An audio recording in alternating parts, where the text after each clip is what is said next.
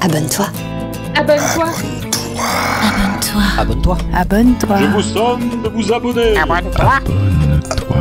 Abonne-toi. Abonne-toi. Kisama.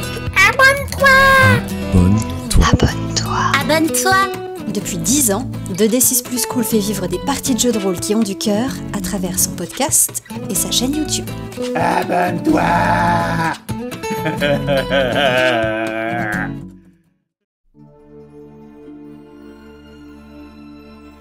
Précédemment, dans Cœur du Woolin, notre campagne 2D6 Plus Cool.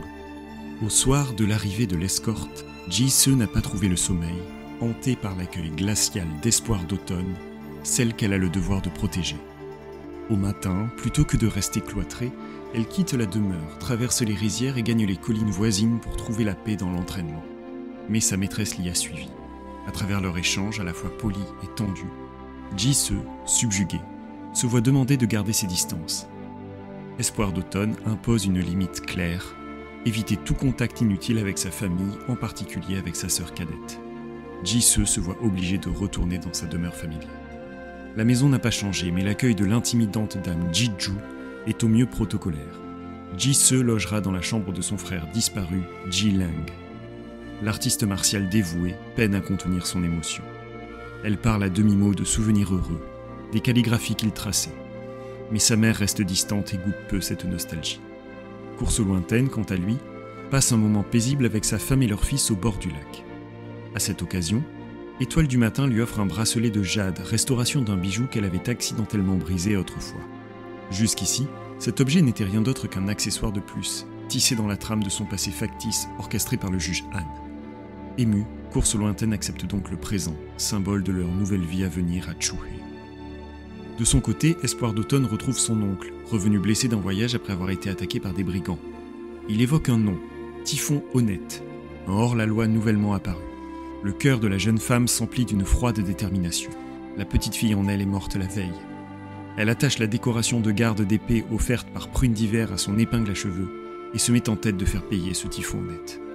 Elle se rend d'abord chez son professeur, Course lointaine, pour lui présenter ses excuses pour ses mots de la veille et lui demander conseil. Troublée, Course lointaine tente de la détourner de ses velléités martiales avec une véhémence qui ne lui ressemble pas. Elle n'a pas renoncé, et il le sait. Leur conversation est interrompue par l'arrivée d'Étoile du matin. Elle n'a pas tout entendu, mais elle découvre une facette de son mari qu'il avait soigneusement tenu cachée. Course lointaine, brisée entre deux loyautés, interrompt brutalement l'échange et raccompagne froidement sa disciple à la porte. Aveugle au tumulte qui habite son maître de calligraphie, Espoir d'automne ne peut que louer son intégrité. Nous allons reprendre avec Espoir d'automne, peu après la dernière scène qui a été jouée à la session précédente. Ce grand moment de tension entre Course lointaine et Espoir d'automne, et où se trouve Espoir d'automne, et dans quel état d'esprit après cet événement-là. Espoir d'automne est en train de se changer, donc de vraiment mettre des vêtements sombres, sans doute piochés chez des serviteurs. Et son visage est d'un calme olympien. Il y a même un petit sourire un peu rêveur qui se dessine sur ses lèvres, alors qu'elle repense avec son interaction avec son vieux maître, et une forme de résolution dans son conseil de ne pas y aller. Une compréhension comme une épiphanie, que son vieux maître n'est pas de cette terre, il vient d'ailleurs. Ce n'est pas le même sang qui coule dans ses veines. Ce n'est pas un sang qui a été nourri par cette contrée. Et les enseignements, du moins le peu qu'elle peut s'en souvenir, les enseignements de ses défunts parents, lui reviennent à la mémoire, peut-être sans doute transformés à travers les ans, par sa propre personnalité. Mais ces enseignements restent là comme un fil rouge. Ceux qui sont à la tête de la maisonnée doivent faire régner le calme et l'ordre. C'est sa responsabilité, et si son oncle s'en dégage un peu facilement, il faut que ça lui revienne. Fermant les yeux une seconde, elle pense un peu à son élément central, le bois. Et elle pense à la violence et à la puissance des combats que se livrent les arbres silencieusement sous la terre. Cette lutte pour s'imposer, tout en ne montrant rien aux humains que de de sérénité et du marbre. Il faut qu'elle soit cela, se dit-elle. Il faut qu'elle soit de marbre, tout en étant sans pitié pour ceux qui veulent menacer sa terre. Alors elle s'élance dans la fin du jour pour essayer de suivre la trace de ce bandit et de ces hommes. Comment est-ce que tu t'y prends pour espérer retrouver cette trace ? Je pense qu'elle va suivre le chemin et, avec la naïveté de la jeunesse, espérer que le destin la guide vers des signes d'échauffourée et de rupture dans ce calme, justement. De rupture dans cet ordre, donc des signes de personnes ou de terrains troublés. Très bien. Tu sais en tout cas déjà que, de ce que t'a dit ton oncle, que l'attaque a eu lieu à l'extérieur de la ville, sur le chemin du retour, ce qui semble assez normal comme modus operandi pour les bandits de grands chemins qui parfois agissent dans la région. Et tu prends donc le chemin de la sortie de la ville la plus proche, celle par laquelle tu sais ton oncle est arrivé, et qui passe par les quartiers les plus riche de Pingyao, et qui passe à proximité d'une maison que l'on a vue précédemment, que l'on a découverte à la session précédente, la grande maison de la famille Ji. C'est tout petit, Pingyao. Tout petit. Ji, ceux que nous avions laissés la dernière fois après une discussion tendue avec sa mère. Où se trouve Jisoo, ou que fait Jisoo à ce moment de la journée ? Eh bien, Jisoo a pris ses quartiers, posé ses affaires dans ce qui était la chambre de son frère, qui, je pense, est préservée, intacte, presque dans l'état dans lequel elle était au moment de la disparition de Lang. Si ce n'est peut-être un hôtel. J'allais dire avec un portrait, j'imaginais une photo, mais on n'est pas du tout dans la bonne époque. Alors peut-être qu'il y a juste un écriteau de bois avec les caractères du nom de Jilang, encadré de 2 bâtons d'encens qui brûlaient là avant même l'arrivée de Jisoo et qui semblent être presque religieusement entretenus depuis des années. Et donc dans cette pièce qui n'a pas vraiment eu d'occupant depuis très longtemps, Jisoo a essayé de se faire de la place, se faire une petite place pour pouvoir s'installer. Et le moindre objet qu'elle déplace lui fait penser à son frère. Et peut-être pour s'extraire de cette mélancolie qui commence à devenir pesante, et aussi des fumées d'encens, peut-être trop lourdes pour une chambre où l'on est censé dormir, eh bien, elle a ouvert en grand la fenêtre et, accoudée à celle-ci, est en train de contempler cette rue qu'elle connaissait tellement bien quand elle était enfant, qui a changé de façon subtile, et elle laisse dériver ses pensées quand elle voit passer une silhouette qui commence à devenir familière. Tu peux voir Espoir d'Automne avancer d'un pas résolu avec cette espèce de but qui semble sublimer un petit peu ses émotions, donc vraiment d'un pas déterminé, mais vraiment avec cette ferveur presque anormale ou malsaine, selon. Eh bien, je pense que Jisoo se demande qu'est-ce que cette demoiselle de bonne famille peut faire ainsi dans les rues, sans servante, nous sommes bien d'accord ? Nous sommes d'accord. Sans personne pour l'accompagner, il ne fait pas encore nuit, la conduite n'est pas encore tout à fait scandaleuse, mais néanmoins, on a demandé à Jisoo de protéger Espoir d'Automne, d'être son garde du corps. Oui, certes, Espoir d'Automne lui a aussi demandé de ne pas trop s'approcher, de ne pas trop interférer, mais elle l'a dit avec sa famille, pas avec elle-même, je crois.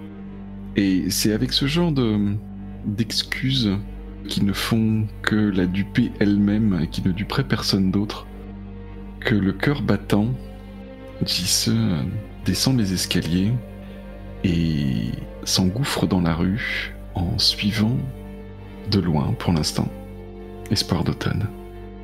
J'ai vu le moment où elle allait te faire un écran bleu sans même t'adresser la parole, sans même te lancer un regard. C'est plus grenade dégoupillée, Tant ce son aura mot-là. est puissante. Elle est radioactive. Ne t'approche pas de cette femme, ma sœur. Aussi. Espoir d'automne, de ton côté, suivant ton instinct, peut-être, tu laisses derrière toi les murs de la ville. Une paire de soldats qui, à cette heure-ci, gardent l'enceinte de la cité. C'est quelque chose qui fait partie des plaintes de nombreuses personnes dans la ville, le fait qu'il y ait si peu de soldats qui aient été attribués à la région ces dernières années. Ce qui rend encore plus propice les attaques possibles. Ah, si ton père avait été là. Exact. Si seulement. Et c'est ce qui rend aussi, on le dit, les bandits de plus en plus téméraires. Le fait que, à l'extérieur de la cité, il n'est pas beaucoup à craindre la visite des soldats. Cela, j'avoue, fait quelque peu bouillir ma colère, avant que je la réprime une nouvelle fois et que j'avance en espérant être discrète. Mais est-ce que tu as pris de quoi t'éclairer? Ou est-ce que justement, en privilégiant la discrétion, tu avances sous couvert de la nuit? Je pense que je n'ai pas pris de quoi m'éclairer, ouais. Je pense que j'avance effectivement de l'obscurité totale, enfin, celle qui commence à naître. Tout à fait. Parce que la nuit tombe doucement au fur et à mesure que tu t'éloignes de la cité. Le ciel est dégagé, la lune éclaire suffisamment pour que tu puisses te diriger. Et donc on est d'accord que là, elle pose un lapin à l'invitation à l'auberge de son oncle. Bien sûr que non, je serais rentré pour le dîner, voyons. D'accord. Et là, j'aimerais faire une petite manœuvre d'examiner, Très bien. puisque cette dernière permet d'ajouter des éléments au récit, donc ça y est un petit mode auteur qui m'intéresse. Exactement. Instant système de jeu.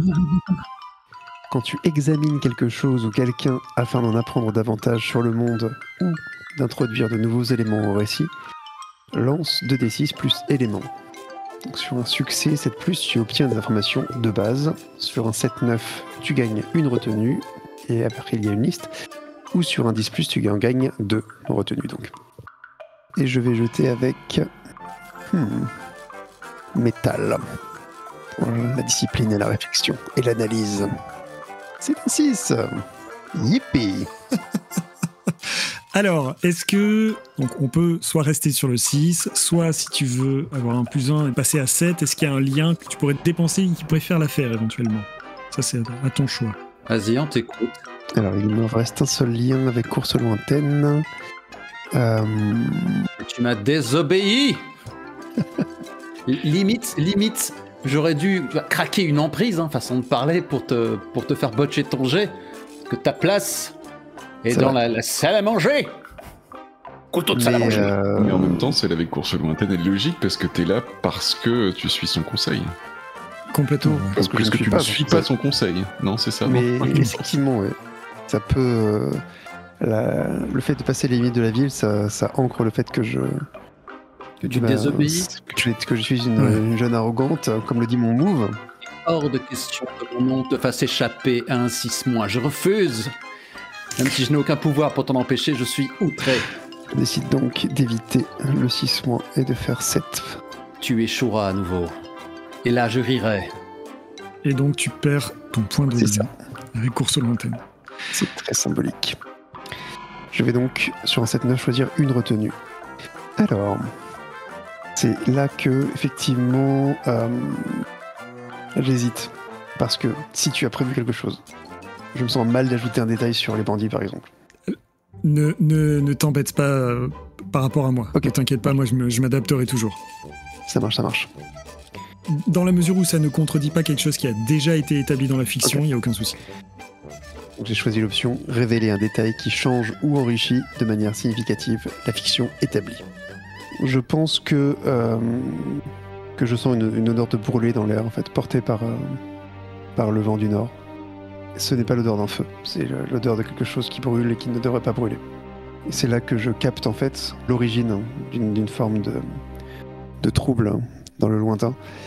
Et le pire, c'est que je sens, c'est que je vois en fait, ou je crois voir les narines des soldats dérangées par l'odeur.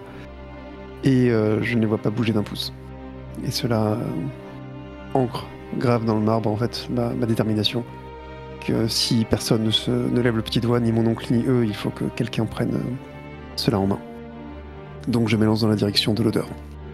Est-ce que c'est le long de la route ou est-ce que c'est plus loin? Est-ce que tu quittes la route ou pas? C'est plus loin. Je quitte la route, effectivement. Tu t'enfonces dans les plaines alentours. Tout à fait. En suivant ton nez. Très bien. Eh bien, Jisoo, de plus en plus étonné par ta conduite, va te suivre. À quel moment te rendras-tu compte qu'il y a des branchages qui crissent et qui craquent derrière toi? Je pense que je suis là devenu un peu, effectivement, en alerte. Donc, vu que tu m'y invites, oui, j'ai bien envie de détecter ta présence, bien sûr. Yo, le jet de perception. Non? Non. Plus inside. Non, pas sur ce coup-là. Tant pis. Si j'entends, effectivement, et je pense que je les entends, c'est assez logique, puisque je suis entraîné moi aussi. Je pense que je deviens aussi immobile qu'une menthe religieuse, qui peut presque passer inaperçue dans des feuillages, avec une torsion de ma colonne vertébrale. J'observe derrière moi d'un mouvement de tête pour voir si mon regard peut percer quelque chose, du moins l'obscurité. Ce que tu vois, c'est avançant de couvert en couvert, une ombre qui te suit. Peut-être que justement, entre le jour qui baisse et la pénombre du... Est-ce qu'on a un sous-bois à cet endroit-là, peut-être? Tu as du mal, là, pour l'instant, à distinguer qui te suit. Mais il y a bien quelqu'un qui te suit. Je pense que je vais réagir avec l'aspect négatif de mon élément central qui est le bois, avec orgueil et colère. Je vais donc sortir de ma pose de survie pour jaillir devant toi avec une posture très martiale, beaucoup plus que pourrait l'indiquer ma condition. Et donc, je me pose devant l'ombre et je dis qui va là? Qui ose me suivre? L'ombre a bien sûr pris une pause martiale immédiatement, mais comme tu parles, ta voix est reconnue. Et volontairement, Jisoo avance son visage vers une percée de lumière à travers les branchages. Mademoiselle, que faites-vous dehors à cette heure? J'ai un moment de trouble, comme quelqu'un qui vient d'abattre ses cartes sans le vouloir, au mauvais moment. Cela ne vous concerne en rien. Mademoiselle, on m'a demandé de vous protéger. Je n'aurais pas dû vous demander ce que vous faites dehors, ce n'est pas ma place. Excusez-moi. Vous n'auriez pas dû non plus vous revenir sur votre parole. Ma parole n'était de ne pas approcher votre famille. Par contre, mon devoir est de vous protéger. Tu peux voir en fait que ma colère ne remonte pas jusqu'à mes yeux. Il y a une détresse de plus en plus palpable dans ce regard.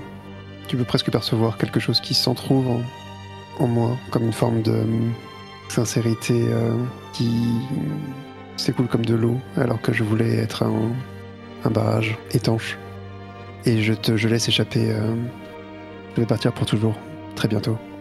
Je voulais offrir à ma terre un dernier cadeau, la débarrasser d'un bandit. Des bandits qui viennent de rosser mon oncle.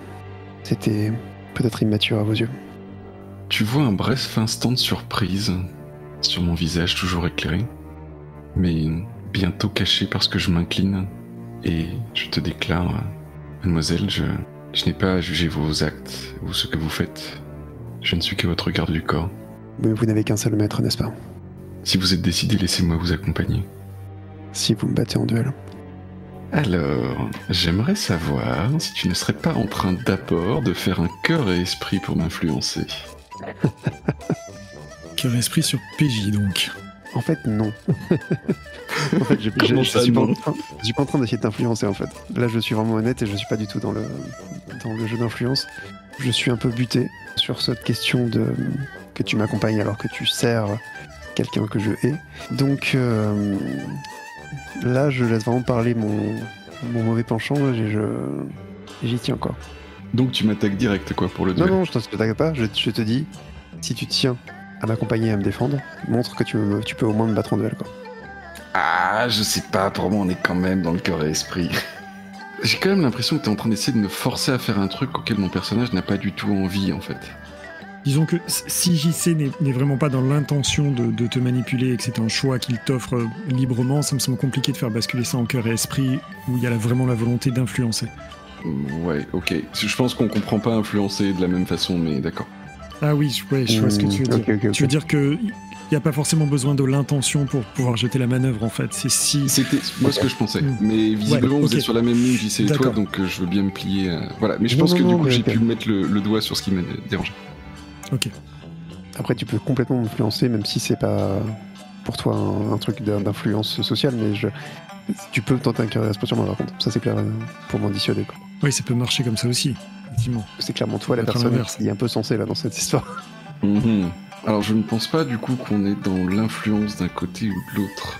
Par contre, je pense que je vais faire aider ou réconforter. Oh, Ouais. Joli. Très bien. Très très bien. Donc, ce que dit Jisse, c'est Mademoiselle, je ne suis pas là pour me battre contre vous. Je suis là pour vous aider, vous prêter mon bras. C'est ce qu'on m'a demandé de faire. Et je le fais de tout mon cœur. J'adore. Puis-je vous aider d'une quelconque façon? Et donc, quel élément vais-je choisir pour ça? Je pense que sur cet instant suspendu, on peut voir Espoir d'automne vraiment dans le tiraillement total de l'envie de sourire à cette personne qui a l'air vraiment très saine et cool et de savoir pour qui elle bosse. Déchirement total. Je pense que c'est de l'eau. Lucidité, sagesse. On est dedans, là. Parfait. Complètement. Et donc, ça va être 2d6 plus 1. Réussis, s'il te plaît. J'en ai besoin. Yes. C'est une réussite. Très bien. C'est un 8. Alors, sur un succès, tu la soutiens efficacement. Ce PJ peut te donner un lien ou décocher un élément. Alors, donner un lien, on entend quoi exactement? C'est-à-dire te donner un point de lien à toi? C'est ça, parce que c'est une manière un peu étrange dont est pensé le move, en fait. C'est-à-dire que Lamson récupérerait un lien, et c'est un lien que lui pourrait dépenser à la suite pour te donner un +1 sur un jet à venir. Ça me semble très à propos, ouais, donc je te donne un lien. Super. Très bien. Vraiment, j'ai une... On peut voir mes traits changer au fur et à mesure que tu parles. Et ça, plus notre discussion du matin où j'ai été venimeuse et où tu m'as avoué que tu n'avais tué personne, il y a vraiment une forme de #conflit intérieur qui est en train de naître en moi sur ta véritable nature. J'ai vraiment l'impression qu'il est possible que tu sois une bonne personne. Yes, j'ai ouvert la porte. Cet instant d'hésitation me fait accepter, en fait. Et je dis, eh bien, si vous entêtez à me défendre, je ne peux qu'accepter votre générosité. Pour être honnête, je pense que j'aurais besoin d'un bras, en effet. Et le regard un peu gêné, je me détourne vers l'odeur âcre de la fumée noire et je reprends mon pas sans oser regarder si tu m'accompagnes. Je te suis comme ton ombre. Et je propose qu'on laisse votre marche en suspens et qu'on aille faire un tour du côté de Course Lointaine. Yes. Qu'en est-il du côté de Course Lointaine, justement? Course lointaine, bien, il galope, hein, comme son nom l'indique. Donc, le spectateur ignore ce qui a pu se passer, puisque la dernière fois qu'on l'a laissé, il était à genoux, à même le sol, tournant le dos à son épouse, qui avait tout vu. Et maintenant, nous le voyons en train de battre le pavé. Et maintenant, il se tient en face de la, ma foi, riche demeure du patriarche de Sanfoi. Tout à fait. Contre-champ, son regard est lourd, et il pénètre à l'intérieur et se fait annoncer, réclamant audience, auprès du riche négociant spiritueux et autres joyeusetés. Et tu es... Eh bien, tu es connu de la maison, de toute façon. Oh, bah oui. Donc c'est Fing, la servante, qui est un peu surprise de te voir à cette heure-ci. Car à ces heures-là, je n'enseigne point. Exactement. Et qui te mène jusqu'à un salon de la maison, à l'intérieur de laquelle tu entends deux voix, une que tu reconnais comme étant celle de l'oncle et une autre que tu n'as jamais entendue. Et Fing frappe au... On avait dit que c'était des portes de papier comme des shoji, il me semble, en Chine aussi. Tu me fais peur, là. Une voix que je ne connais pas. Sur quoi je vais tomber là? C'est quoi cette nouvelle mine? J'en ai assez de ce jeu, il m'épuise. Elle frappe et Tionhua vient ouvrir, tire la paroi de papier, surpris de te voir. Maître Course Lointaine, si vous cherchez Espoir d'Automne, je ne l'ai pas vu depuis un moment. Veuillez m'excuser, monsieur, mais c'est avec vous que je souhaitais m'entretenir. Je ne vous dérange pas, j'espère. Eh bien... Est-ce que je sens un chi hostile? Je dois dire que quelque part, vous tombez à point. Oh, tout dépend de la raison qui vous amène ici.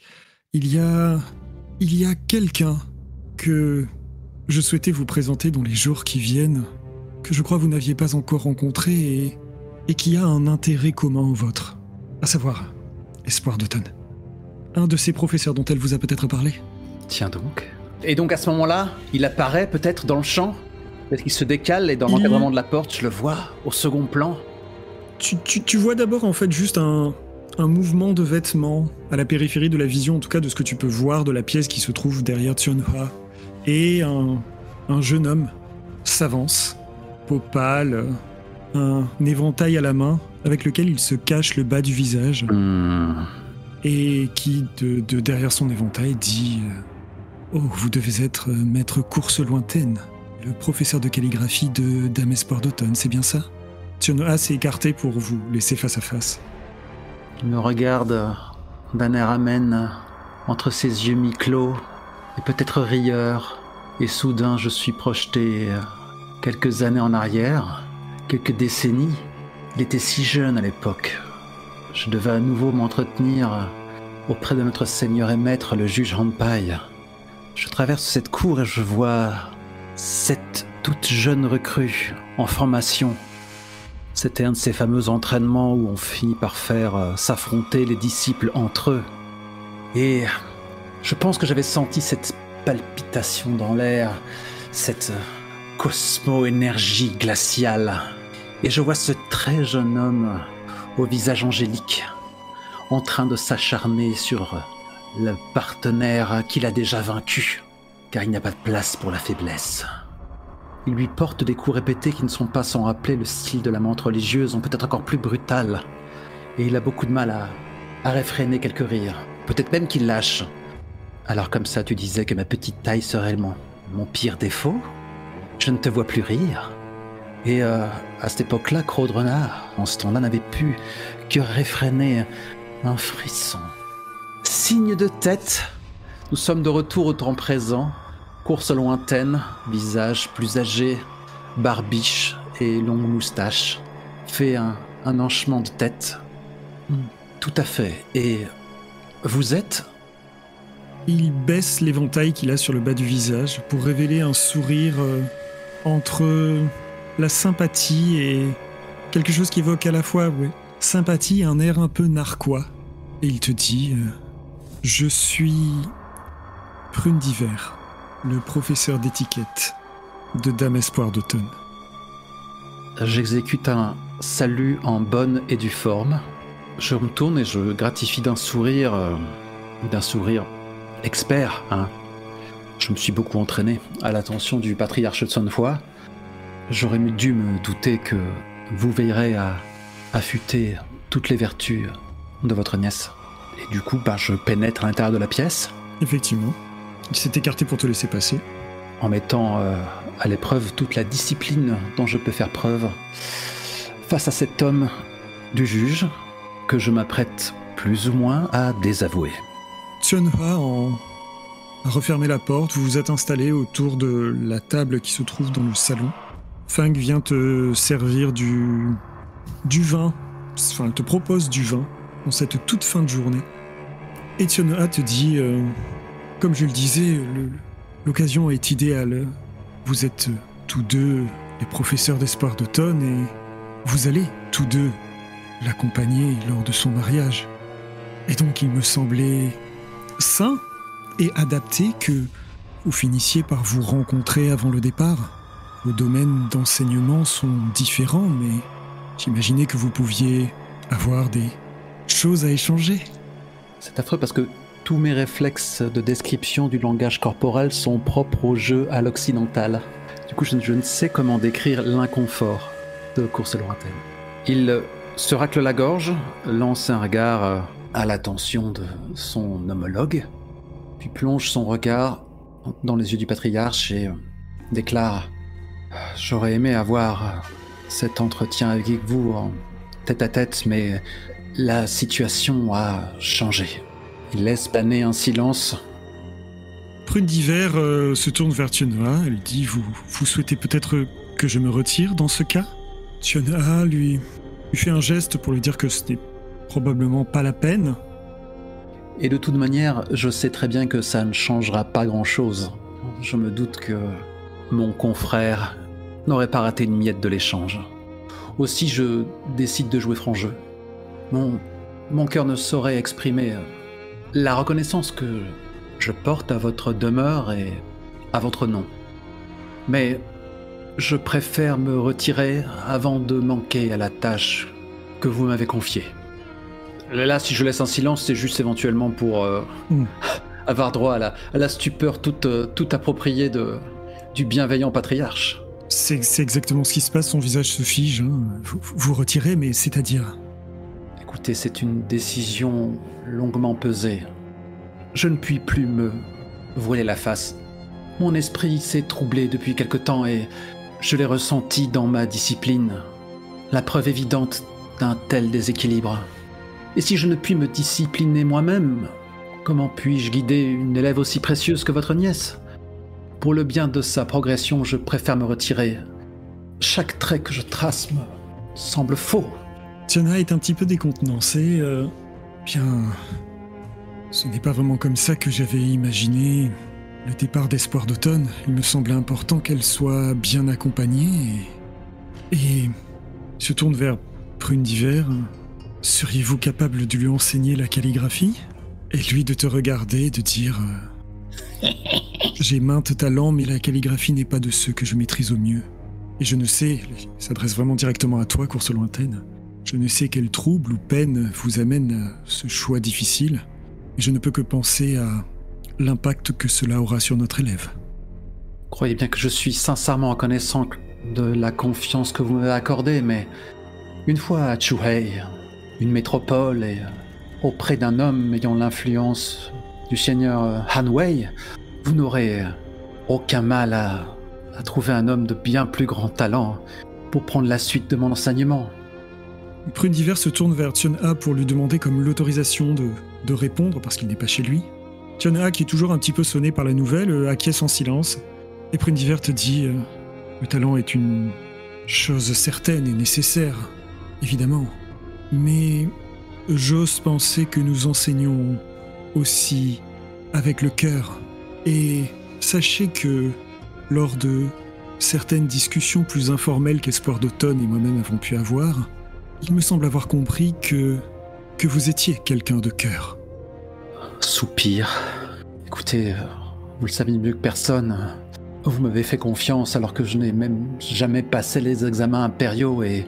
Certes, mon maître trouvait cela inutile, mais là je sens les limites de mon art. Je n'ai plus rien à apprendre à votre nièce. Je me dois de retourner auprès de mon maître pour combler ce qui me manque. C'est Tion-A qui te dit, vous quitteriez donc complètement la ville ? Après tout, c'est ce que nous nous apprêtions à faire, n'est-ce pas, en quittant Pingyao. Certes, mais dans des conditions bien différentes que celles que vous m'annoncez là. Aurais-je l'audace de vous demander un répit quant à ce choix-là ? Nouveau soupir. Il y a ce moment où cette hésitation. Ce conflit intérieur. Ce conflit intérieur, oui. Ouais, non, j'ai envie, parce que moi j'ai envie de continuer à faire des conneries, mais je sais que mon personnage est trop sage pour le faire. Donc ouais, c'est reparti. Okay. Lançons les dés. Ratons-nous. Conflit intérieur. Je ne peux pas utiliser le métal puisque je m'en sers pour rosser absolument personne, car je tiens à garder mon art secret. C'est haut que je devrais lancer, je ne peux pas. Bah après, tu peux aussi choisir un élément et qui va forcément teinter la réponse, la réaction. Faire à l'inverse, en fait. D'accord, dans ce cas, je vais choisir... Peut-être que je vais teinter un échec potentiel en choisissant le feu. Plus 1. Elle est jolie, la dame, quand même. Alors, c'est parti. 2d6 plus 1. C'est un 10. C'est un 10. Diable. Oh. Jamais lancé les dés quand on veut jouer. Moi, ce que j'avais mis en tête, c'était qu'en 4-6 mois, j'allais abandonner toute décence, parce que pour moi, il était insupportable de devoir me présenter à nouveau devant Promesse d'Outon, maintenir ma poker face, pour toutes les raisons possibles imaginables. Et je me voyais du coup enchaîner vraiment sombrer dans ma passesse et d'écrire que la proximité entre sa nièce et moi, des propos inconvenants, tout ça, à l'aube d'un mariage, l'honneur de la maison, tout ça quoi. Mais t'as fait un 10+. Mais j'ai fait un 10+. Là, on est sur 10+. Tu es zen. Je suis zen. Donc, un silence un peu trop long.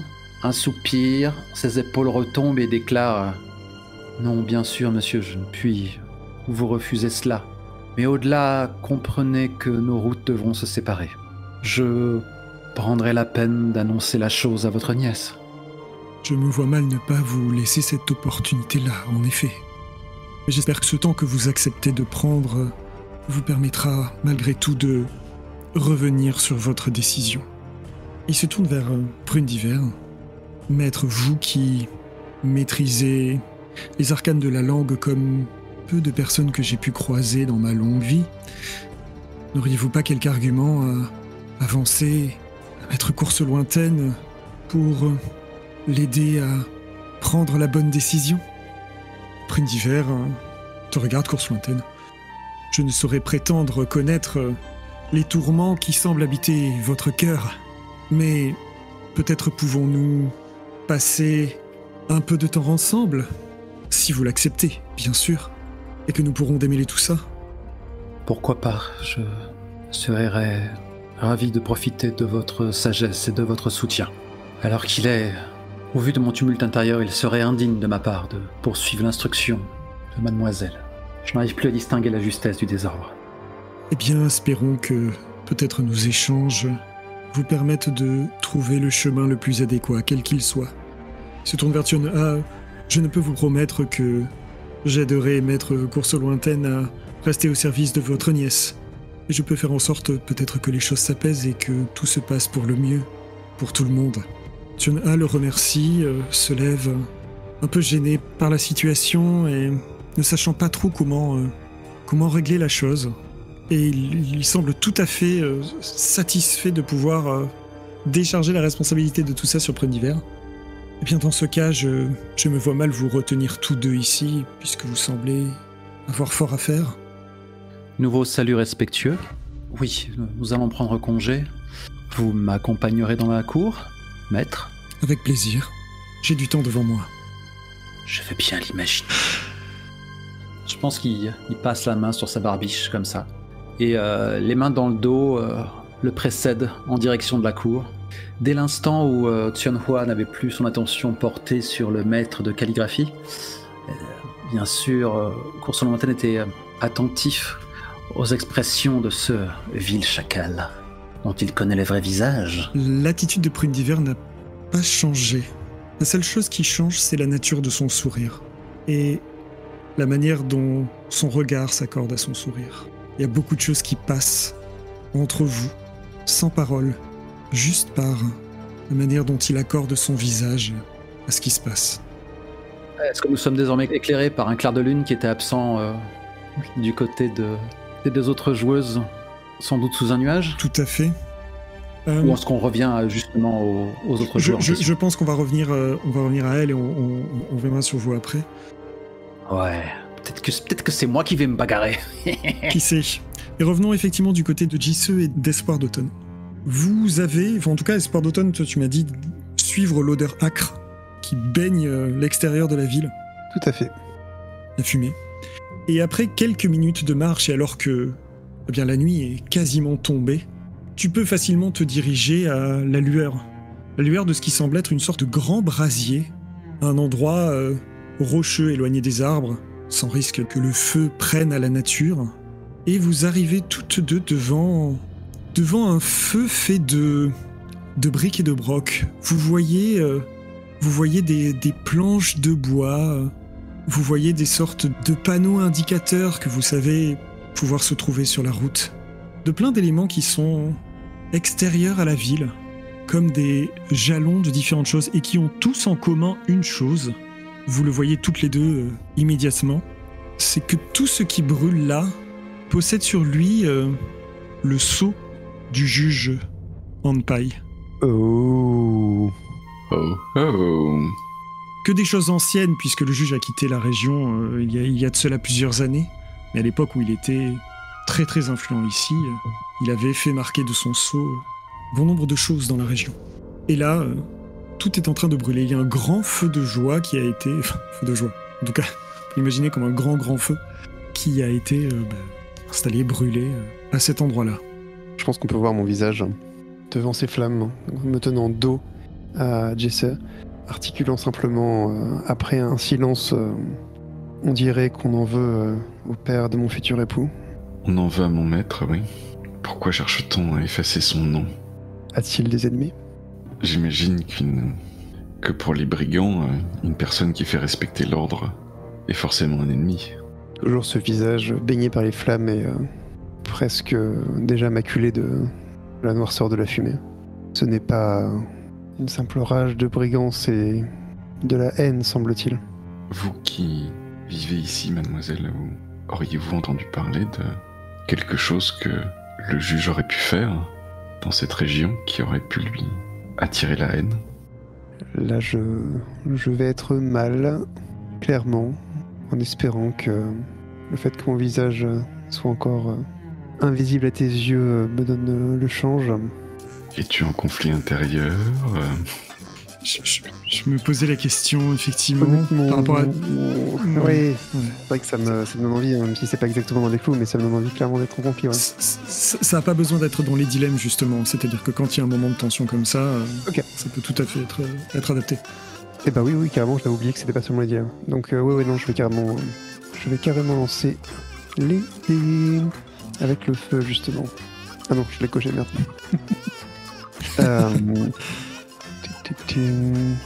Avec l'obsession de la terre, peut-être. Alors, faisons rouler les dés. C'est un 10, décidément. Wow.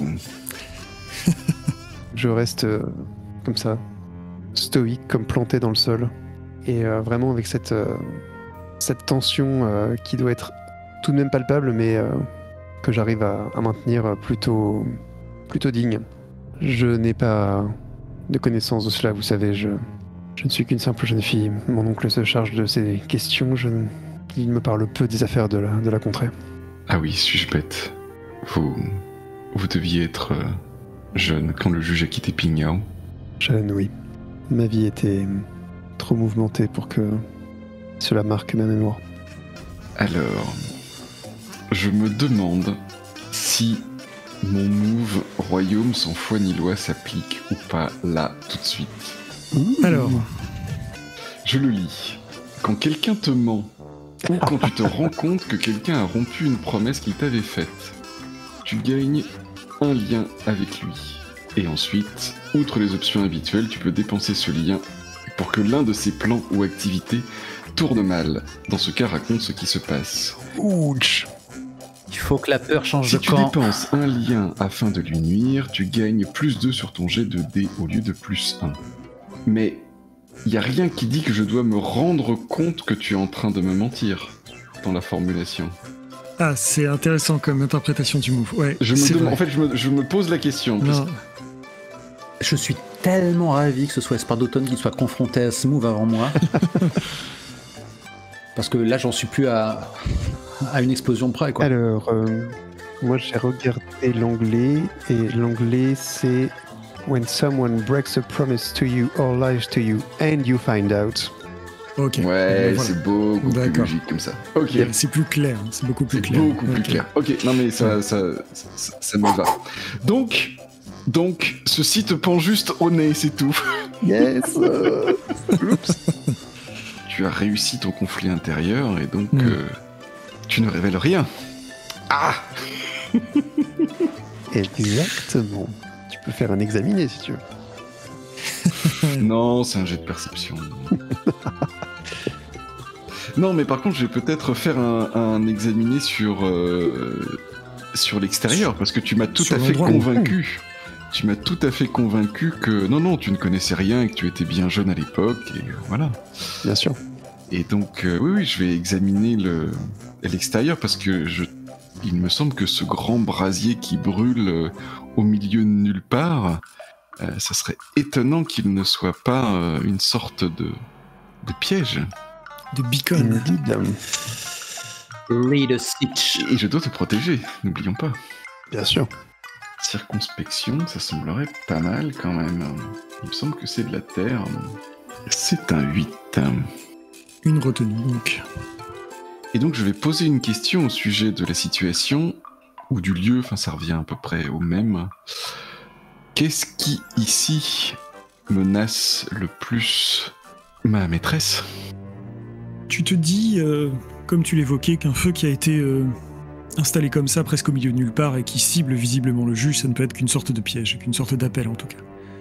Et observant autour, tu te rends compte que l'endroit n'a pas été choisi au hasard. Vous êtes dans une espèce de cuvette, un peu isolée, coupée de la vue de la ville, ce qui faisait qu'il n'y avait que l'odeur âcre de la fumée qui venait jusqu'aux portes. Le brasier lui-même ne se voyait pas vraiment, il fallait approcher.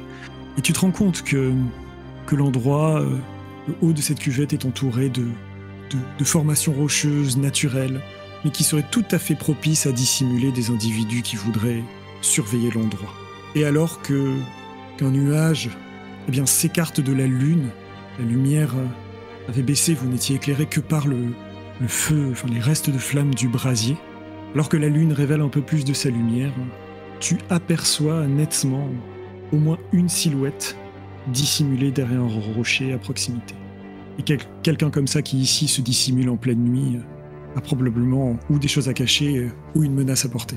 Ou c'est un autre garde du corps qui se déclare, mais j'en doute.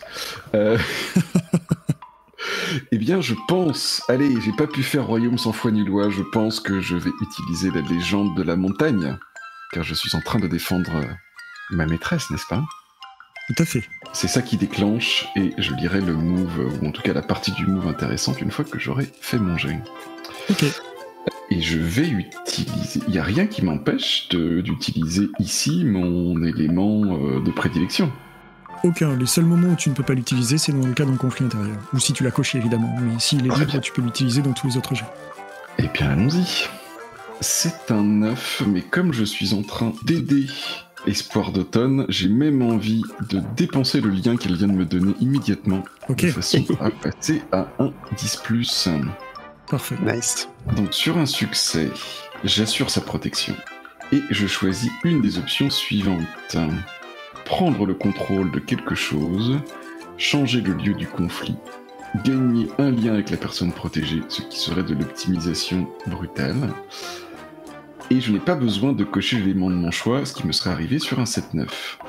Eh bien, je pense que je vais changer le lieu du conflit. Ok.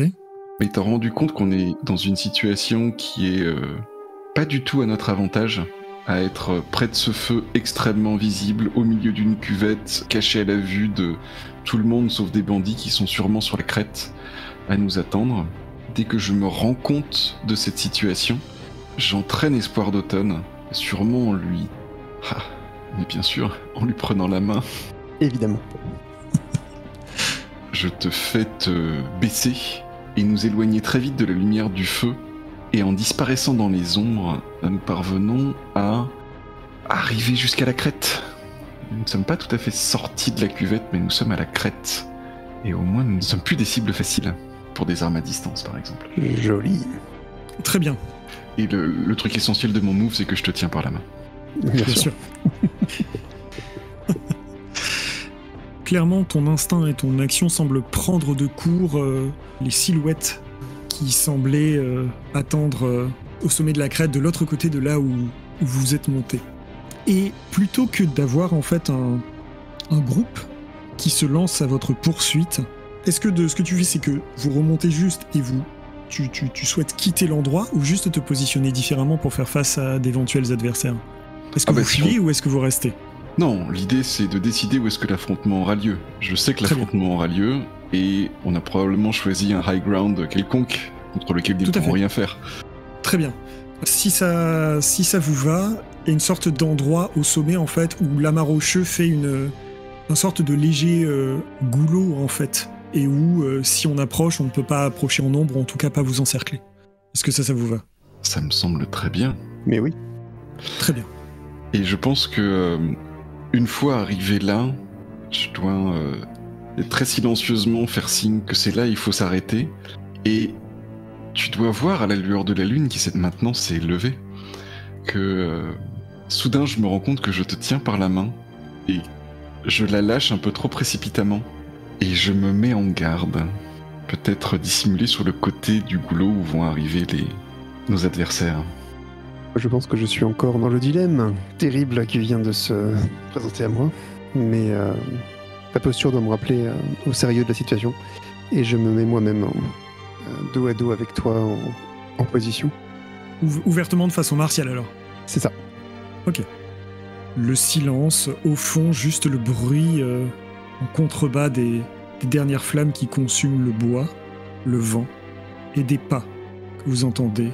Des pas, quelqu'un qui marche, pas quelqu'un qui court, une seule personne clairement, et une silhouette se révèle à vous, sortant de derrière les rochers les plus proches derrière lesquels vous vous êtes protégés. Vous voyez une femme d'un bon 1m80 qui porte une queue de cheval haute, une épée au côté et sur l'œil droit, ce qui semble être une sorte de patch de cuir, comme s'il lui manquait un œil. Et elle s'avance à une distance suffisante pour que vous le voyez toutes les deux, pour qu'elle puisse réagir si jamais vous attaquiez. En même temps, suffisamment proche pour que vous puissiez distinguer les traits de son visage et qu'elle puisse s'adresser à vous. Elle regarde l'endroit. Intéressant choix de terrain. Je pensais peut-être attirer quelques gardes et je vois que c'est tout autre chose qui a couru vers la lumière. Votre haine du juge, est-ce un simple piège ou est-elle franche et honnête? Une vraie surprise qui traverse son regard. Le bien aussi. Je ne pensais pas mon message subtil, mais je n'étais pas sûr que qui que ce soit comprenne. Elle détend légèrement sa posture. Je pense que bon nombre de personnes dans cette région ont une dent contre le juge en paille. Et oui, j'en fais partie. Mais pourquoi? Son regard se tourne vers toi. Pourquoi? Vous demandez? Pourquoi? On voit que vous n'êtes pas de Pingyao. Cela n'explique pas pourquoi vous avez rossé mon oncle. Votre oncle? Oh, cette caravane? C'était une manière de peut-être attirer l'attention, mais je vois que les choses ont marché. Et il y a quelque chose qui semble s'éclairer dans son regard. Votre oncle? C'est donc vous qui allez épouser le fils du juge? Et là par contre sa posture se raidit immédiatement. C'est moi que vous allez affronter en duel. Mademoiselle, laissez-moi. Laissez-moi vous protéger. Elle a agressé ma chair et mon sang. J'ai ça. Elle vient d'insulter le juge. Yeah. Je reste imperturbable face à ta remarque. Vous entendez? Je vous déclare en duel. Elle balance sa jambe gauche en un léger arc de cercle vers l'arrière, tourne son torse, prend appui sur ses deux jambes. De la main gauche, tient le fourreau de son épée, de la main droite, elle la pose sur la poignée. Elle te regarde fixement. Ce que je veux savoir, c'est que fait Jisoo dans ces conditions-là? C'est ce que j'aimerais savoir aussi, effectivement. Parce qu'il est prévu dans le système que si les PJ ne sont pas d'accord sur qui s'engage en duel, il y a un duel entre eux.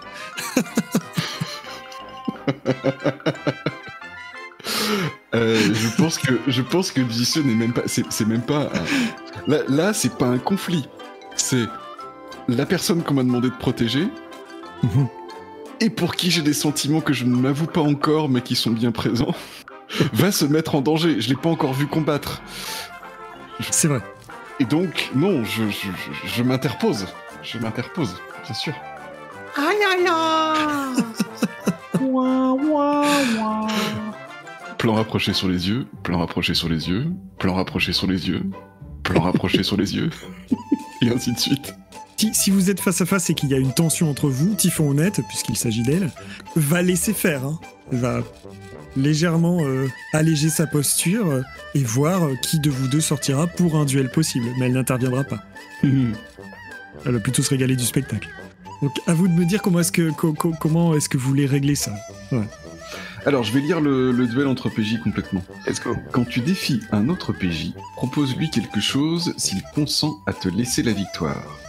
D'accord, donc là ça fait sens effectivement de décrire un duel qui n'est pas forcément un duel martial, mais... Exactement. D'accord. Oui, c'est intéressant. Tu peux par exemple lui donner des PX non dépensés, modifier un dilemme, dépenser des liens, mais également promettre que ton personnage fera quelque chose ou le laisser raconter cet affrontement. Le MJ doit approuver cette proposition. Tu ne peux faire qu'une seule offre. Et ensuite... Si l'autre joueur accepte cette proposition, il perd le duel et gagne un PX. Tu dois tenir tes engagements.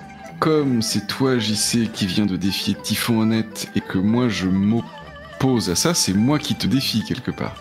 Tout à fait. Très bien. Alors, laisse-moi regarder mes dilemmes parce que les histoires des XP, je ne crois pas une seconde que ça va t'intéresser. J'adore les XP. Ah, tu joues pour ça d'ailleurs, hein, juste pour voilà. tu peux nous axer le personnage à terme, voilà. Tu peux nous le dire avec ta voix de crooner hein. Non, tu rigoles, j'adore les XP. Merci. Eh bien, ce que te dit Jis, c'est... Mademoiselle, le juge m'a demandé de vous protéger, mais sachez que si vous me laissez prendre votre défense, je vous obéirai comme j'obéis à lui. Alors, qu'est-ce que tu fais de mon offre ? Eh bien, je reste fidèle à mon élément central. Je ne suis pas du feu, n'en déplaise pour une d'hiver, et je suis faite de patience. Aussi, ton offre s'avère extrêmement intéressante. Et mon esprit prend le dessus sur ma rage. Aussi, je hoche simplement la tête. Et d'un pas, je tourne et je te laisse la place. Et le cœur battant de cette offre que je viens de faire, et qui révèle sûrement beaucoup plus de sentiments que je veux bien me l'avouer sur le moment, mais nous verrons plus tard pour ces atermoiements qui feront sens seulement quand je serai capable de me regarder dans une glace. Pour l'instant, ce que je regarde, c'est les yeux ou l'œil de mon adversaire. Qui, voyant que la personne qu'elle allait affronter en duel a été désignée, s'est remis dans la position initialement décrite, prête à dégainer et à frapper de son épée. Elle te regarde et te dit « Vous n'avez pas d'armes ?» En ai-je besoin ? Donc, ce qu'il faut savoir pour le duel, c'est déjà quel est le rang de ton adversaire, et sache que Typhon Honnête est un rang égal au tien. Ouh, twist.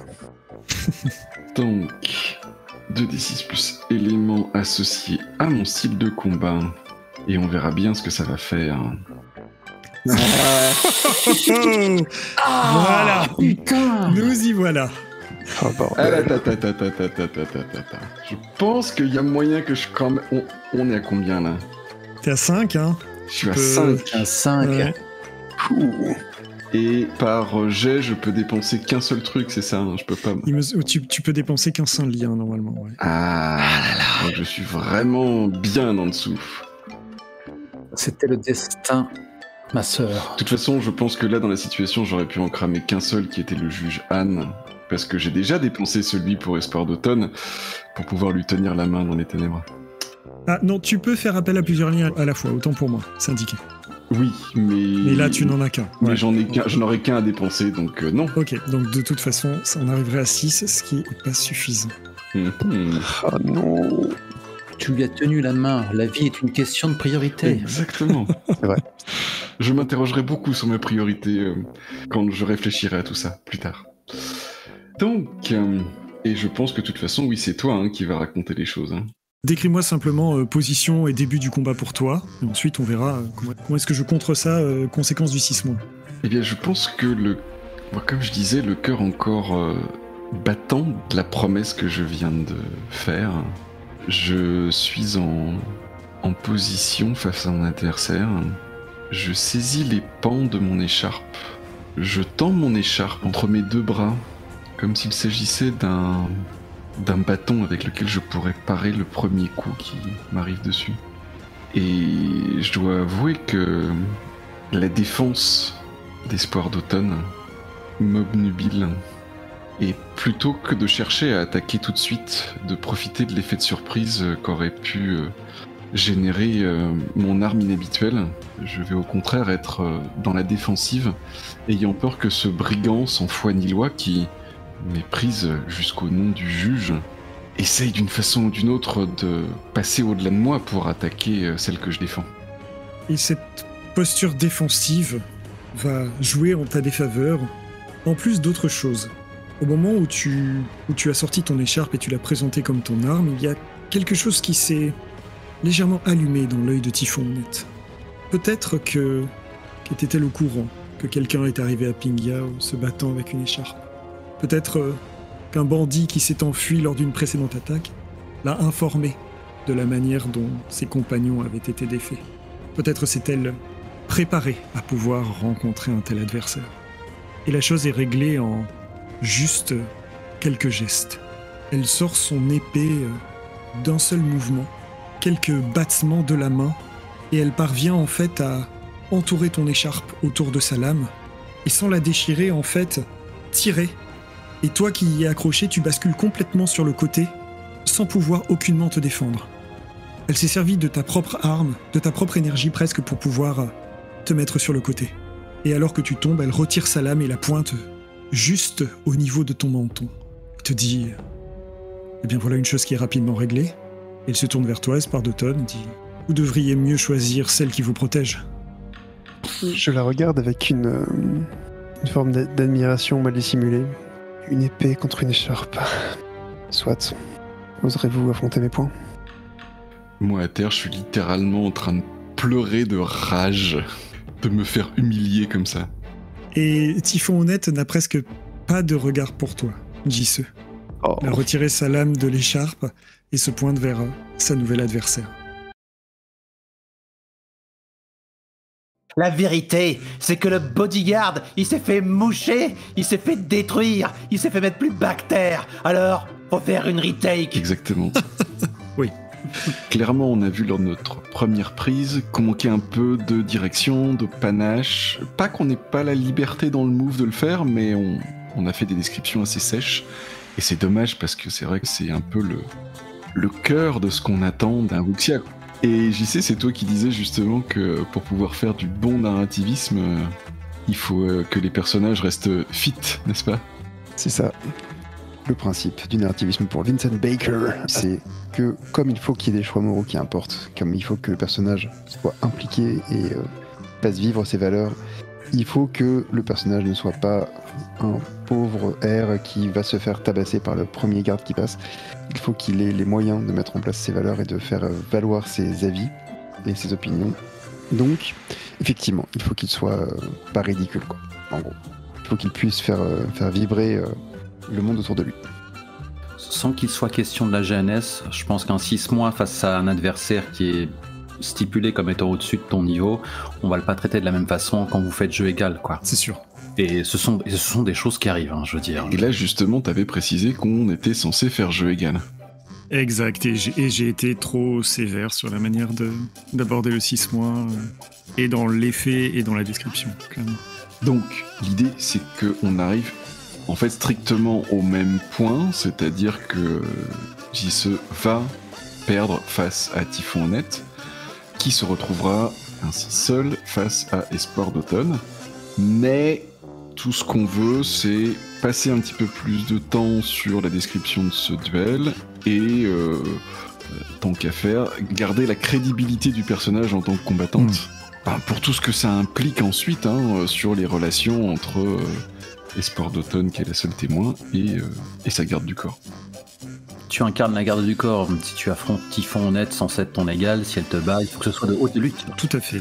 Comment est-ce que vous voulez qu'on procède d'ailleurs? C'est-à-dire que c'est pas le moment de modifier le move, mais comme on a toute l'attitude pour décrire l'affrontement, qu'est-ce qu'on y rajoute et comment on lui donne un petit peu plus de sel? Parce que c'est un peu notre enjeu et notre question depuis le départ sur comment rendre ces combats les plus dynamiques et radiophoniques possibles, on va dire. Peut-être qu'on peut se mettre d'accord sur le fait que je vais pas faire une description, puis tu prends la main et c'est la fin. Enfin, peut-être qu'on peut se mettre d'accord pour faire quelques échanges supplémentaires dans la description, si ça te va.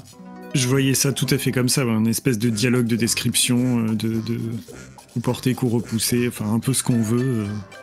On est aussi là pour se faire plaisir dans les descriptions tant que possible, jusqu'à ce qu'à un moment, dans ce cas-là, c'est toi qui donneras le signe de la fin et de la défaite, dans ce cas-là. Ouais, ça me va très bien. Et je te laisserai grossir le trait pour que ça devienne un bon grossissement dégueulasse, mais... Eh bien écoute, dans ce cas, je te propose de nous décrire comment est-ce que le duel s'engage entre Typhon Honnête et toi. Tisseux reste vraiment dans cette attitude de garde du corps. C'est-à-dire que elle s'engage dans un duel, mais elle le fait en venant de... Pas en étant indépendante en fait, en venant de presque prêter allégeance à Espoir d'Automne, et elle, sans rien connaître des capacités martiales de sa nouvelle maîtresse, en se disant qu'elle est vraiment le rempart entre cette brigante et donc cette personne qu'elle doit absolument protéger. Et ça contraint, en tout cas au début, ça contraint pas mal ses mouvements parce que elle se refuse, par exemple, de tourner autour de son adversaire parce qu'elle essaye de garder Espoir d'Automne dans son dos. Elle se met au départ avec son écharpe passée entre ses deux bras tendus et prête à pouvoir parer un coup vicieux qui essaierait de la dépasser elle pour atteindre Espoir d'Automne. Et Typhon Honnête, qui a dégainé son épée, profite de cette position défensive dans laquelle tu te positionnes. Vous étiez réfugié à un endroit entouré de rochers qui limitent, en tout cas pour elle, la possibilité de mouvement. Elle ne peut pas faire de grands moulinets avec son épée. Elle ne peut que frapper des stocks. Mais ça ne semble, pour l'instant, pas du tout la gêner. Et elle tente, en se mettant de profil, plusieurs frappes rapides, et tu vois qu'elle maîtrise parfaitement son arme. Des petites frappes des stocks donc pour essayer de passer la défense que représente ton écharpe. Elle n'est visiblement pas surprise par la manière dont tu te bats. Comme si elle avait eu écho de cette technique si particulière que tu utilises. Écho peut-être au travers d'un membre de sa bande qui aurait réussi à s'enfuir lors d'une précédente attaque à l'extérieur de la ville, sur un pont. Et en ce début de duel, elle réussit à maintenir une grande pression sur toi par cette multiplicité des attaques rapides à la pointe de son épée. Je sens que cette situation n'est pas autant à mon avantage que je l'aurais voulu. Oui, c'est très bien d'avoir limité les mouvements de son sabre, mais ça m'empêche aussi de venir déployer mon écharpe, comme j'avais pu le faire justement dans cette escarmouche contre les brigands près du pont. Et donc, ce que fait Jisoo, c'est qu'elle va légèrement ouvrir sa garde sur son côté gauche, ce qui incite à une attaque à cet endroit de Typhon Honnête, et ce qui va lui permettre aussi d'ouvrir légèrement l'espace sur le côté entre Typhon Honnête et les rochers, sur du coup son côté droit. Et elle va ainsi passer sur le côté de Typhon Honnête en lui prenant le bras, alors pas le bras qui tient son arme, l'autre avec son écharpe, l'emberlificotant et se situant du coup à l'arrière de celui-ci. Et elle en profite pour pouvoir lui donner un coup de genou dans les reins par l'arrière. Typhon Honnête est d'abord prise de court par la rapidité d'exécution de ton attaque, de ton geste. Tu te retrouves en plus un court instant dans le point aveugle de sa vision, puisqu'elle a son patch sur l'œil, et pendant un court instant, elle ne te voit pas, Elle ne te ressent qu'au moment où elle sent ton coup de genou lui arriver au niveau des reins. Elle vacille, met presque un genou à terre sous l'impact de ton coup, mais s'appuie de la main libre à terre, donne un espèce d'influx qui vous envoie toutes les deux en l'air, et en retombant, d'un coup, elle réussit à libérer son bras de la prise que tu avais. Elle est plus puissante et plus agile que ce qu'on peut immédiatement imaginer. Et alors que d'un geste, elle a réussi à se libérer de ton écharpe, elle balaye de la jambe gauche le sol pour en un pivot se déplacer, se retrouver de nouveau face à toi, épée au clair et épée pointée directement au niveau de ton torse. Allez, on est dans un wuxia là, donc on y va un peu franco. Tu as dit qu'à un moment donné on était projeté en l'air. Eh bien je pense que du coup, au moment de cette projection, il y a eu un peu plus d'espace. On était un petit peu au-dessus des rochers. Et c'est justement l'espace qu'il me fallait pour pouvoir déplier mon écharpe.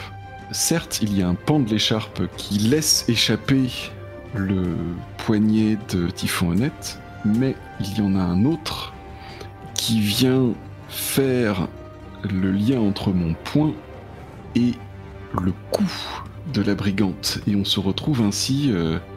certes, elle a le sabre pointé directement vers moi, mais mon écharpe est autour de son cou et commence à serrer.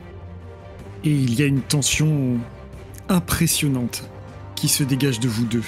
Tu as beau tirer sur ton écharpe, elle pourrait presque s'appeler coup de taureau plutôt que Typhon Honnête. Elle résiste à la pression, à la tension, et te fixe de son œil unique, alors que son épée continue d'être pointée vers toi. Et je sens que je suis dans une situation qui n'est pas à mon avantage, parce que si je continue à tirer, eh bien tout simplement, ma garde, je ne vais pas pouvoir la tenir. Et cette épée qui est pointée dans ma direction, ce sabre qui est pointé dans ma direction, eh bien il viendrait tout simplement se ficher entre mes côtes. Et je ne peux maintenir plus que les quelques secondes cette tension dans l'écharpe. Je pensais que ça allait être suffisant pour l'étrangler, mais ça ne l'est pas. Et d'une voix étranglée par l'effort, je lance à Espoir d'Automne « Mademoiselle, fuyez !» Et je défais l'écharpe en reculant de quelques pas, en espérant d'aller au-delà de l'allonge de Typhon Honnête. Et lorsque tu relâches la tension autour du cou de Typhon Honnête, c'est comme si elle avait attendu cet instant et elle réagit quasiment à la milliseconde. Alors que tu fais quelques pas en arrière, elle a déjà fait quelques pas en avant. Mais sa lame ne cherche pas à te transpercer. Sa lame accompagne le mouvement de ton écharpe que tu retires de son cou, et en un geste de poignet, elle réussit à entourer l'écharpe autour de son épée, tirer et la dégager de tes mains. Tu te retrouves face à elle sans possibilité de te protéger.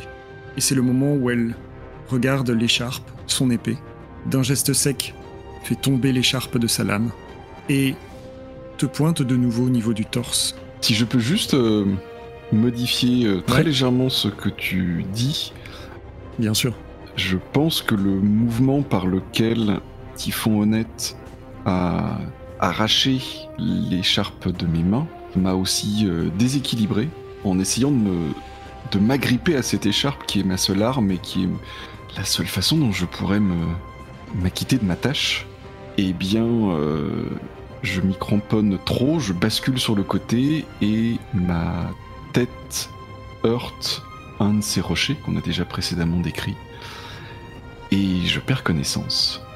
Et voyant que tu n'es plus consciente, Typhon Honnête a un petit mouvement de... Elle relève un peu le coin d'une lèvre, comme si elle trouvait ça dommage que l'affrontement se termine ainsi. Puis elle relève la tête, dirige son regard vers Espoir d'Automne, qui j'imagine n'a pas fui malgré la requête de Jisoo. Effectivement, elle ne pouvait pas l'abandonner. Et il y a une vraie rage en fait qui boussole en moi et qui me surprend moi-même, je pense, puisque Jisoo, après tout, n'est qu'une sbire du juge. Je ne devrais absolument rien ressentir qui ressemble à de la loyauté ou de la camaraderie pour elle, mais avec ce qu'on vient de vivre, étrangement, la voir défaite après ce duel aussi héroïque, en un sens, qui avait pour but de la protéger. Il y a quelque chose de vraiment pur et liquide comme de la lave qui coule en elle. Et elle se met en position de combat, sans mot dire, défiant clairement Typhon Honnête. Typhon Honnête a un sourire presque excité par la possibilité du combat qui s'annonce. Elle te dit juste, la garde du corps était plus que valeureuse. Voyons ce que vaut sa maîtresse. Elle se met en position de combat. Et je propose que nous nous arrêtions là pour passer à course lointaine. Parfait. Mais avant cela, il reste le 6 mois à régler. Et ouais, c'est pas juste un échec, quoi. Exactement. Et pour ce 6 mois, eh bien, nous allons aller vers quelque chose que propose Cœur de Woolin, à savoir avoir une conséquence qui ne concerne non pas l'action en cours, mais quelque chose qui se passerait ailleurs et qui amorcerait d'autres événements. Et ce que nous voyons, c'est la demeure de Jisoo. Nous la voyons s'éloigner de sa maison, prenant en filature Espoir d'automne. Et dans l'ombre d'une ruelle, nous distinguons quelqu'un qui observe la maison et qui semble très satisfait de voir Jisoo quitter la demeure. Après quelques instants, la silhouette marche jusqu'à la maison, frappe, une servante lui ouvre, il demande à voir Dame Jiju. Et alors que la lumière de l'intérieur de la maison éclaire son visage, on voit qu'il s'agit de Gongzeng. Il disparaît à l'intérieur de la maison. Ouh. Ah ah, comme ça ils auraient partillé ces deux-là, très bien. Qui sait Elle commence à poser trop de questions, camarade. Intéressant. Eh oui. Et bien parfait. Voilà. Passons à course lointaine Bien. maintenant. C'est vrai, j'allais presque oublier. Ouais, effectivement, il est tard. On vous laisse en compagnie de Cliffhanger. C'est ça, exactement. Je veux venger Jisoo. Et nous revenons dans l'enceinte de la cour de la maison de Tion-1. À l'extérieur, juste l'écho de l'activité de la ville qui continue en ce tout début de soirée. Et Prune d'hiver qui marche à ton côté silencieusement. Je n'ai pas été averti de votre arrivée. Notre maître a changé ses plans. Tu as juste course lointaine qui l'a précédé d'une foulée ou deux et il a laissé le jeune homme le rejoindre et donc on a ce contre-champ où il marche côte à côte et où seul un œil avisé pourrait juger de cette palpitation dans l'air que je ne pourrais que chuchoter. Plus de masques à porter, plus de maîtres de calligraphie, juste voilà l'expression de ces deux assassins qui n'ont plus à se soucier des convenances. Et tu vois que Prune d'hiver adopte la même attitude. Il replie son éventail qu'il glisse dans sa ceinture. Ouais. Depuis combien de temps n'avez-vous pas vu votre maître ou eu de nouveaux ordres ? Une éternité, répondit-il avec franchise. Et va te tutoyer plutôt. Et ne t'es-tu jamais demandé ces derniers temps si peut-être il ne t'avait pas oublié ? Je ne suis pas naïf à ce point. À ce moment-là, nous arpentons les jardins, sans profiter de leur beauté. La fidélité est une noble qualité dans le domaine qui est le nôtre.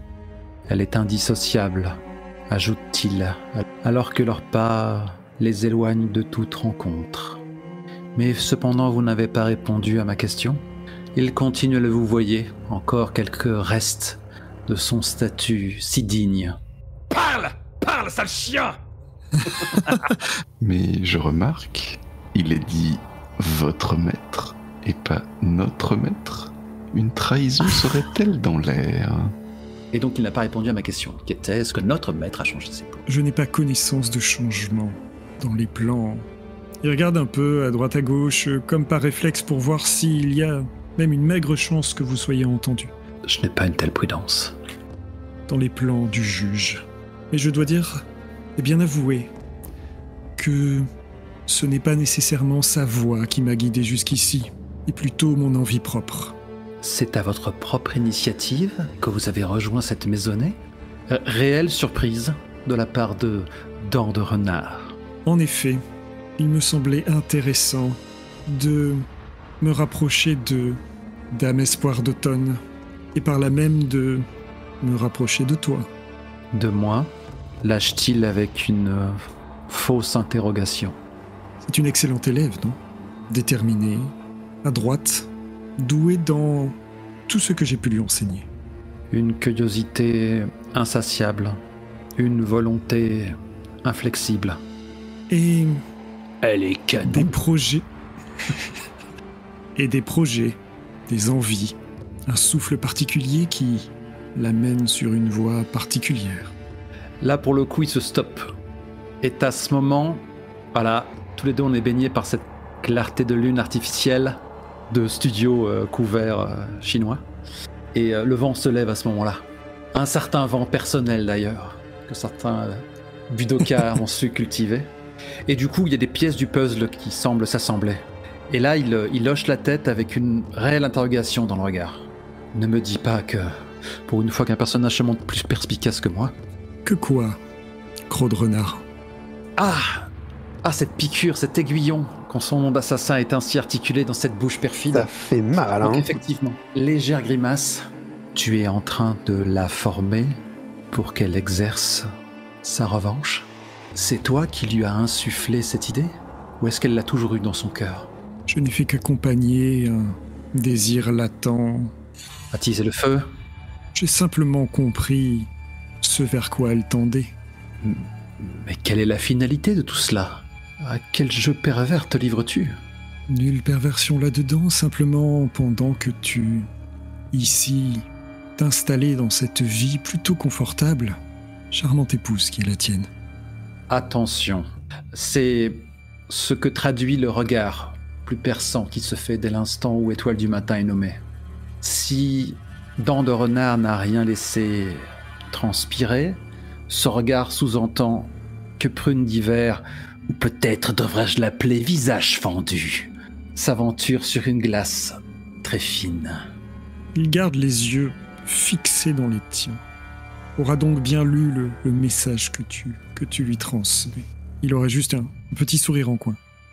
Pendant donc que tu prenais très à cœur le rôle qui t'a été attribué il y a de cela longtemps, au-delà de ces murs, les choses ont changé. L'influence qu'a toujours eue le juge sur notre groupe, sur notre confrérie, ça me nuise un peu.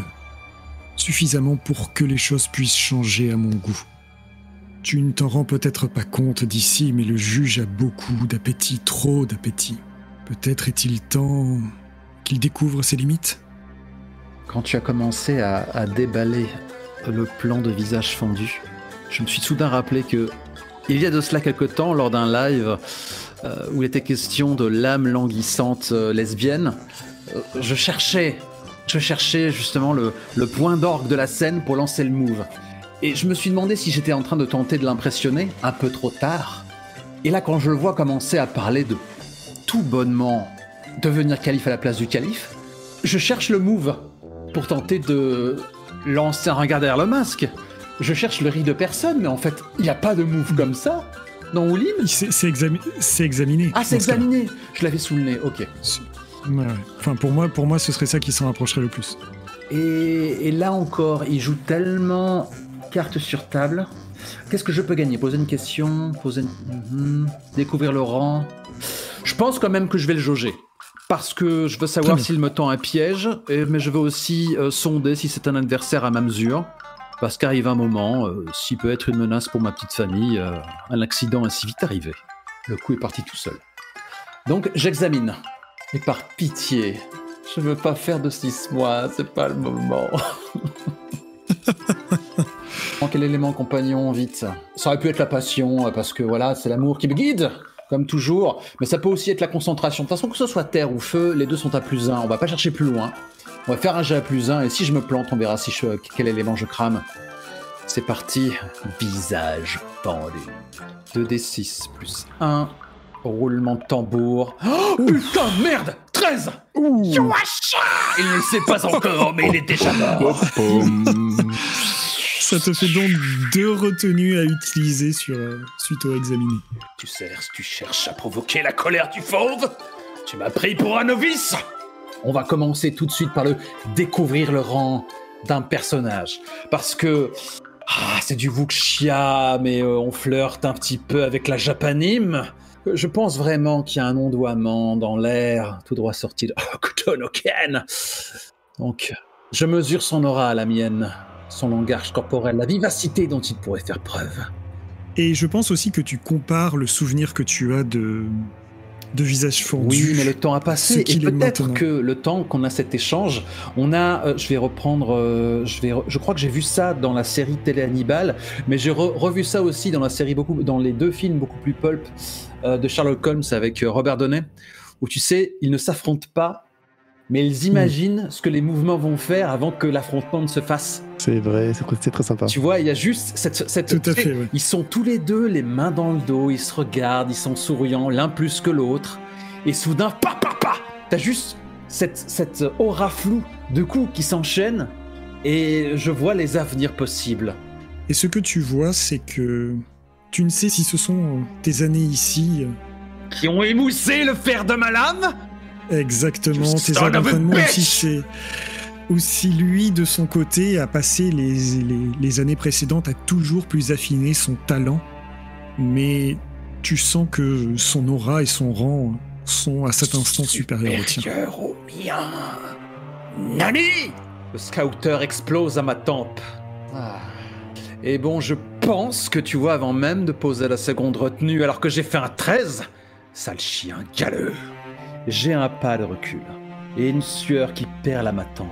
Et mon regard se trouble comme si je regardais à travers lui, si j'avais peur de le fixer. Pourquoi, Ulfric, pourquoi m'as-tu fait cela? Je suis son aîné, bon sang. Et mes doigts se referment à plusieurs reprises en un point. Je me vois abattre des serres sur ses points vitaux, et je le vois contrer mon bras d'une main et me casser de l'autre. Aussi nettement que je vous vois, compagnon. Plutôt que je vous devine, nous jouons sans caméra. La seconde question, est-ce qu'il bluffe? Ou est-ce qu'il me tend un piège dans lequel je ne pourrais que tomber et trahir mon manque d'allégeance vis-à-vis de notre maître? Il pourra m'exécuter très facilement, je crains. Il y a quelque chose d'assez désarmant dans la presque quasi-transparence de Prune d'Hiver à ton encontre, sur ses intentions, sur les raisons de sa présence ici.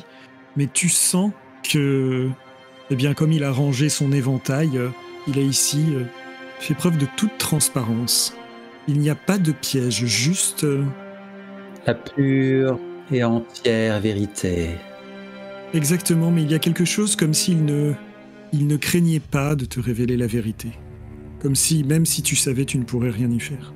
Eh bien, les mots me manquent. Je m'étais apprêté à plaider pour les raisons qui me faisaient me retirer de mon service. Et je découvre que ce jeune loup qui déborde de confiance a les moyens d'assurer ses machinations. L'espace d'un instant, je l'imagine, terrasser mon maître.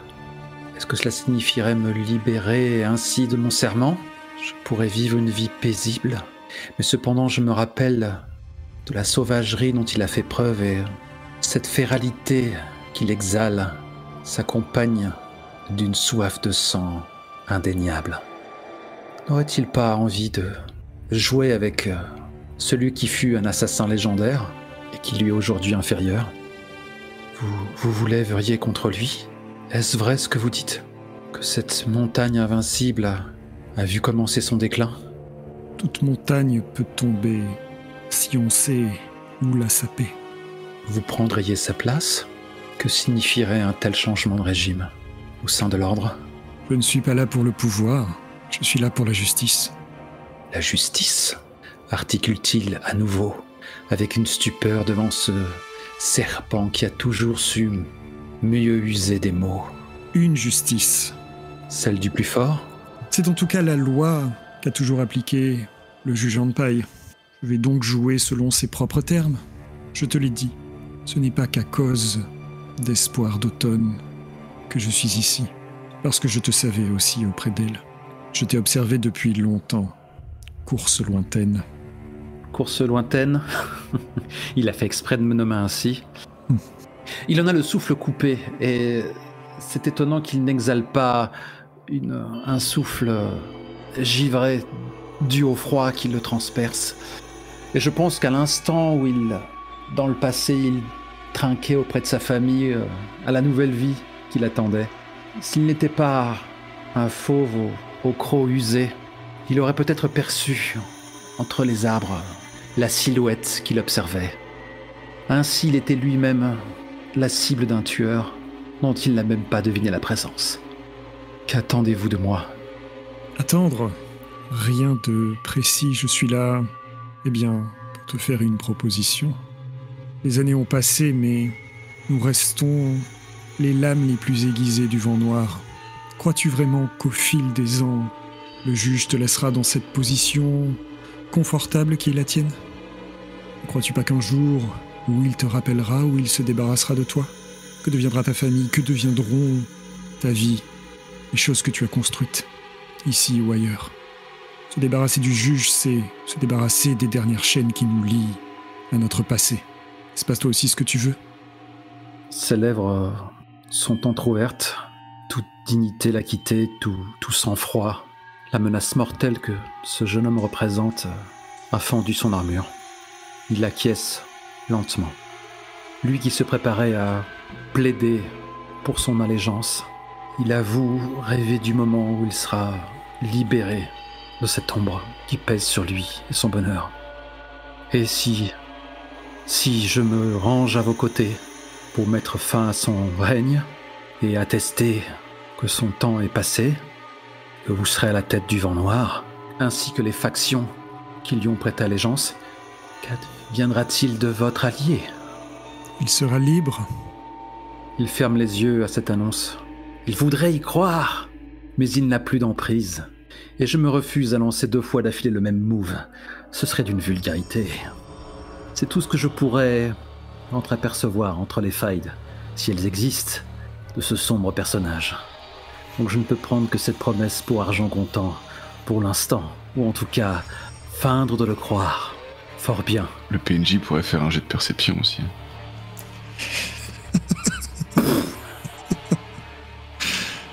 Prune d'hiver, oui, et bien Prune d'hiver et plus visage fendu.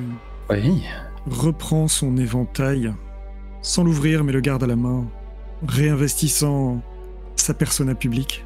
Nous sommes donc d'accord pour, il se remet à te voyer, que vous nous accompagniez jusqu'à Choué. Après tout, c'est pour vous convaincre de cela que nous sommes sortis ici. Vous avez su trouver les mots justes. Je resterai au service de cette famille et je veillerai sur notre disciple. Il baisse les yeux. Ravi qu'en temps comme d'esprit, nous ayons pu tous deux nous entendre. Que dites-vous ? Merci, ma sœur. Toi que j'ai tout fait pour ne pas croiser, au point de douter que nous siégeons à la même table, tu fais bien de me rappeler que je possède des moves. Et oui, si jamais tu utilisais celui-ci, tu aurais le droit de poser une question supplémentaire. Et ça se prétend docteur en apocalypse. Ça, c'est perché sur l'épaule de l'Akésis au point de casser son groove. Et ça manque à ses propres devoirs. Quand c'est un simple joueur... c'est tout à fait possible il peut tout à fait être actif maintenant. Hein, et tu peux avoir sur la fin, alors que justement Prune d'hiver est sur le point de te quitter, cette dernière question. Alors, lis ton move, profites-en pour lire ton move. Le goût de l'acier. Quand tu examines une situation à la recherche de problèmes potentiels, tu peux poser gratuitement l'une de ces 2 questions. Et je vais les lire intégralement. Qui cherche ici à causer des ennuis ?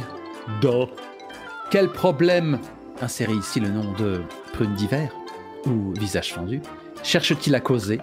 De plus, tu as +1 à suivre sur ton prochain jet quand tu interfères avec ces problèmes. Ah, intéressant. Cependant, le type, il a tellement abattu son jeu, sa canne flush, que j'ai déjà les réponses aux 2 questions, n'est-ce pas ? Je dirais que... Ça me garantit juste un +1, non ? Non, je pense qu'on peut rajouter quelque chose en... Tu veux tordre le move ? Pas exactement tordre le move, mais mais si on est sur quel problème l'univers cherche-t-il à causer. Ok. Quelque chose qui n'a peut-être pas été réglé dans votre échange, c'est quelle place il accorde à la volonté de vengeance d'Espoir d'Automne dans tout ça, quelle importance il lui donne et quel rôle il peut lui faire jouer. Ça me va, maître de cérémonie. Est-ce qu'il va la sculpter à son image, à notre image, et recruter une toute nouvelle membre du Vent Noir?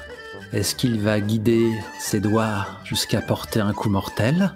Est-ce qu'au contraire, il va la lancer pour qu'elle s'écrase sur les récifs que représente le juge pour rester à l'affût d'une faiblesse dans la muraille d'acier? Réponds! Ce que tu saisis, et parce que tu connais aussi le visage fondu depuis longtemps, c'est que c'est aussi quelqu'un de très pragmatique dans sa manière d'agir sur les choses. Et que dans ce qu'il t'a proposé, il est évident qu'il compte avant tout sur tes capacités diverses, martiales, stratégiques, pour pouvoir se défaire du juge Anpai. Mais tu sens aussi que si les choses ne vont pas assez vite, si, d'une manière ou d'une autre, tu n'es pas à la hauteur des attentes qu'il a placées en toi, il n'hésitera pas à tenter, encore faut-il qu'il y réussisse, mais à tenter d'attiser au maximum la volonté de vengeance d'Espoir d'Automne pour arriver à ses fins. J'ai ma réponse. Et j'ai réussi à capter cette certitude dans le dernier regard que Prune d'Hiver m'a lancé, le bienveillant maître d'étiquette. Alors qu'il prend congé? Tout à fait. Après un léger salut avec son éventail, il est le Prune d'Hiver qui était assis à la table de Tuanha il y a à peine quelques minutes. Et il te laisse sous la lumière de la lune. Nos chemins bifurquent à ce moment-là. Nous nous tournons tous deux le dos. Nous nous éloignons lentement. Mais moi, je n'ai pas repris mon masque. Je n'ai pas repris le visage du maître de calligraphie. Mon regard est assassin. Un regard que je n'avais plus eu depuis si longtemps. Mes pensées vont vers ma disciple. Mes pensées vont vers ma famille. Que faire? Ma lame est restée trop en torpeur dans son fourreau. Je dois redevenir invincible. There's no easy way out. Et je propose que l'on s'arrête ici. D'un côté, nous avons la tension et le duel non résolu avec Typhon Honnête. Si ça vous va qu'on laisse ça en suspens pour la prochaine fois? Tout à fait. Et de l'autre, nous avons Prune d'Hiver qui s'est enfin révélé à Course Lointaine. Et au même moment, donc, Espoir d'Automne en poste de combat. Et au premier plan, il y a Typhon Honnête dans la posture de Dio qui avance vers elle. Et en arrière-plan, Jisoo qui doit être en train de se tordre par terre. Autant de honte que de la douleur infligée par la brigande. Pauvre Jisoo. Ce 6 mois, il a fait mal. C'est le seul de la partie, mais diable qu'il a fait mal. Franchement, de mon côté, hein, je n'ai pas aucun regret, hein, parce que je me serais raté sur mon jet de estimer le power level de mon adversaire. Je me serais fait défoncer la tête par ce genou que j'ai moi-même conçu lors de la création du setting, et qui m'a échappé. C'est les meilleurs. Bon, je suis désolé pour le début de la session, parce que ça a été un peu laborieux au début. Je suis fatigué, donc j'ai vraiment eu du mal à trouver mes mots et trouver le rythme. Ça c'est revenu sur la fin, j'espère. Mais je trouve, moi, some feelings never die. Non, je trouve que c'était pas mal. Tout du long. J'étais un peu procédurier cette fois-ci, à chercher des procédures et des moves à lancer, tout ça. Ouais, mais moi j'ai trouvé ça bien et ça a permis d'éclairer 2-3 choses. Pour revenir sur la question de l'intentionnalité dans cœur et esprit, moi je le relayais à la nécessité d'intentionnalité juste à la manière dont le move était rédigé, mais évidemment je peux être dans l'erreur, donc on peut l'évoquer parce qu'il est question de, là si c'était donc, puisque c'était Espoir d'Automne qui pouvait, selon ce que tu proposais, Lamson, faire cœur et esprit. Il y a vraiment, il se plie à ta volonté et agit comme tu le souhaites. Et JC, tu me dis si je me trompe, JC, mais il y avait vraiment l'idée là que tu lui laissais entièrement le choix et que tu voulais qu'elle prouve quelque chose d'une manière ou d'une autre. Donc il n'y avait pas de volonté que ça aille dans une direction ou une autre. C'est ça en fait. C'est pour ça que je pensais que c'était pas adapté. C'était un levier pour avoir quelque chose, c'était vraiment le cœur de ce qu'elle voulait, quoi. Non mais finalement on s'en est sorti par le haut avec l'autre move, mais... Oui, c'était très bien. Ouais, c'était parfait ça. Ouais, je reste... Enfin pour moi c'était un convaincre, quoi. Enfin... Ouais, je comprends que ça puisse être utilisé comme ça aussi. Ouais. D'ailleurs, ça aurait tout renversé si jamais il y avait eu duel, se soit affronté, que pour une raison ou pour une autre, j'ai pu gagner ce duel, ce qui a fait beaucoup de si, hein, et ensuite que je me fasse défoncer par la brillante. Mais bon, bref. Vais-je me retrouver à devoir t'affronter, ma sœur? Toi qui es prête à tout pour le juge. Ça dépend de ce que... L'avenir nous réserve? Non, de ce que ma nouvelle maîtresse va me demander. Bah oui. Parce qu'en gros... I just wanna know why. Parce que là, pour le coup, à moins que tu fasses explicitement un truc qui aille à l'encontre du juge, là maintenant, je t'obéis, quoi. Ça peut être quand même source de pas mal de conflits intérieurs. Oh, mais bien sûr. Ça va être très très bien. Et la piété filiale, qu'en fais-tu? Oui, alors après, effectivement, ça c'est l'autre truc, hein, si tu me demandes d'aller contre ça va mes être parents, en disant simplement cela. Oh là là. Bon, faut que j'arrête d'être en périphérie, moi. Hein. Oh bah, t'étais bien... C'était plus mon perso qui était en périphérie les dernières fois. C'est pas totalement faux. Non, et puis t'es en train de préparer des trucs, là. Tu nous tends... T'es en train de tendre la corde de l'arc, là. C'est très bien. Oui, vous n'avez pas le monopole des pièges à ours. Très cher. Et c'était important de faire arriver Prune d'hiver par rapport à toi dans le tableau, là. C'est quand même un truc un peu pivot, donc... Ouais. Et tu as osé le rendre plus puissant qu'il ne l'a jamais été. Mais je vais me mettre torse nu et je vais boxer des troncs d'arbres qui ne m'ont rien fait. Mais tu sais qu'il y a le move, nouvelle technique. Retrouver l'œil du tigre. Ouais, non mais voilà, c'est quand tu t'engages à développer des techniques pour affronter quelqu'un qui est plus puissant que toi. Et ils te disent vraiment de décrire une séquence de training montage, quoi. Ouais, c'est ça. Carrément, dude. Carrément. Ça peut être très très cool. Surtout que ça fait un beau moment que je reste sous ma défroque là de Monsieur propre, alors que mon naturel de joueur, c'est de faire des wata. Ouais. Sinon, ouais, je disais, j'étais un peu déçu en fait par le duel. À quel niveau? En fait, par le... Mordre la poussière? Alors, non, c'est pas mordre la poussière qui me dérange. Le Play Toulouse, j'adore. Je sais. C'est plus le fait que... je pense que c'était le fait de se faire retirer la narration à ce moment-là, en fait, qui m'a le plus dérangé. Ah, ok, donc ça c'est ma faute dans ce cas-là. Non, mais c'est pas... Non, mais t'as raison de le dire. C'est-à-dire que t'aurais... Ouais, j'aurais peut-être dû te laisser décrire la manière dont tu te faisais battre. Tu aurais joué l'impact, quoi. Ouais, c'était plutôt ça, mais c'est une erreur de ma part, tu as raison. Mais par contre, j'étais tout à fait prêt à avoir un 6 mois encore plus... Enfin, tu vois, là, il est douloureux dans l'humiliation, effectivement, mais qu'aurait pu... Mais bon, enfin, en soi, je veux dire, là où on arrive à la fin du 6 mois, c'était très bien. Tu étais prêt à traverser 3 piliers avant d'atterrir sur le visage? Ouais, ce genre de truc-là. Bah, ouais. J'aurais applaudi.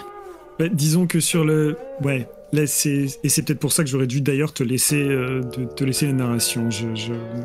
Là, sur ça, j'ai pris la main alors que j'aurais pas dû. Après, vous aviez un niveau égal. Je veux dire, ça c'était plutôt le genre de choses que j'aurais pu narrer si j'avais tenté de lever la main sur Prune d'hiver. Et c'était mon intention. Je voulais trouver la moindre excuse pour lui mettre une claque. Purée, je l'ai échappé de belle. Mais Mais moi, si je suis parti sur ce type de 6-, c'est plus parce que je trouvais que c'était... je trouvais ça plus adapté en termes d'effet de sévérité par rapport au fait que tu avais pris la main d'Espoir d'Automne, tu avais tout fait pour la protéger, et donc pour moi, sur un 6-, c'est un contre-coup qui peut être sévère, et faire tant de pieds et de mains pour la protéger et ne pas réussir à le faire, je trouvais que c'était ce qui était plus adapté. Ah oui, là, elle crève de frustration. Je pense que c'est elle crève de frustration et d'impuissance, là. C'est parfait. Ouais. Non, mais tu as raison de signaler ça, j'aurais dû te laisser la narration. Et il faut pas hésiter dans ce cas-là à me couper ou à me proposer, me dire écoute, est-ce que je peux... Parce que je fais des erreurs comme ça arrive. Hein. Faut pas hésiter à me dire... Non, mais tu sais, c'est un truc qui m'est pas venu sur le coup, et puis j'ai eu plus de temps pour analyser après, en fait, une fois que justement on était parti sur une autre scène, autre part, j'ai fait ah oui, mais tiens, c'est vrai que... Et tu vois, je l'ai pas analysé comme ça tout de suite, c'est maintenant là que j'en parle, mais il faut dire que je viens de jouer à plusieurs reprises à un mini-jeu de duel dont je suis très fier. Oh, le placement de produit, là. J'avoue, il est très cool ce jeu. Mais tu voulais en parler, ouais. Non, mais c'est juste, c'est juste que, mais c'est quelque chose qui prend beaucoup plus de temps aussi, et où du coup t'as un certain nombre de questions à répondre, où tu peux complètement faire le Play Toulouse dessus, si t'as envie, mais t'es toujours en description, quoi.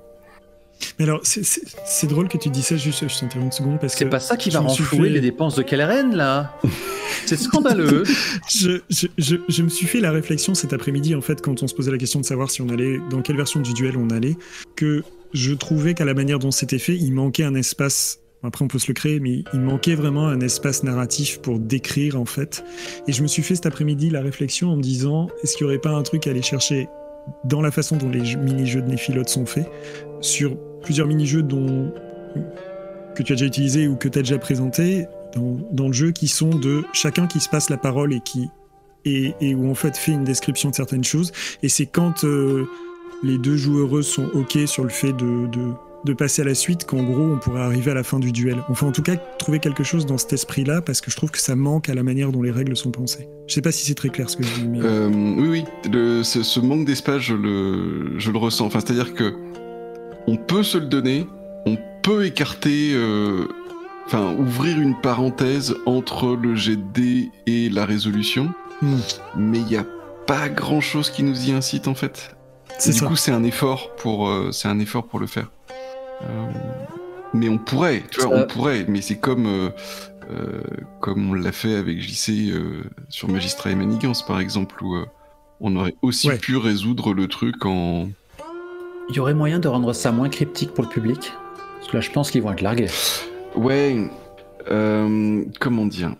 Là, quand on regarde la façon dont le move est rédigé, si ton rang est égal à celui de ton adversaire, en fait, il n'y a rien. C'est-à-dire que tu as vraiment, littéralement, la ligne, si ton rang est égal à celui de ton adversaire, 2 points, sur un 10+, il se passe ça, sur un 7-, il se passe ça, et t'as même pas t'as d'ailleurs aucune option sur le 6-, enfin, c'est l'idée juste que tu perds, point barre, quoi.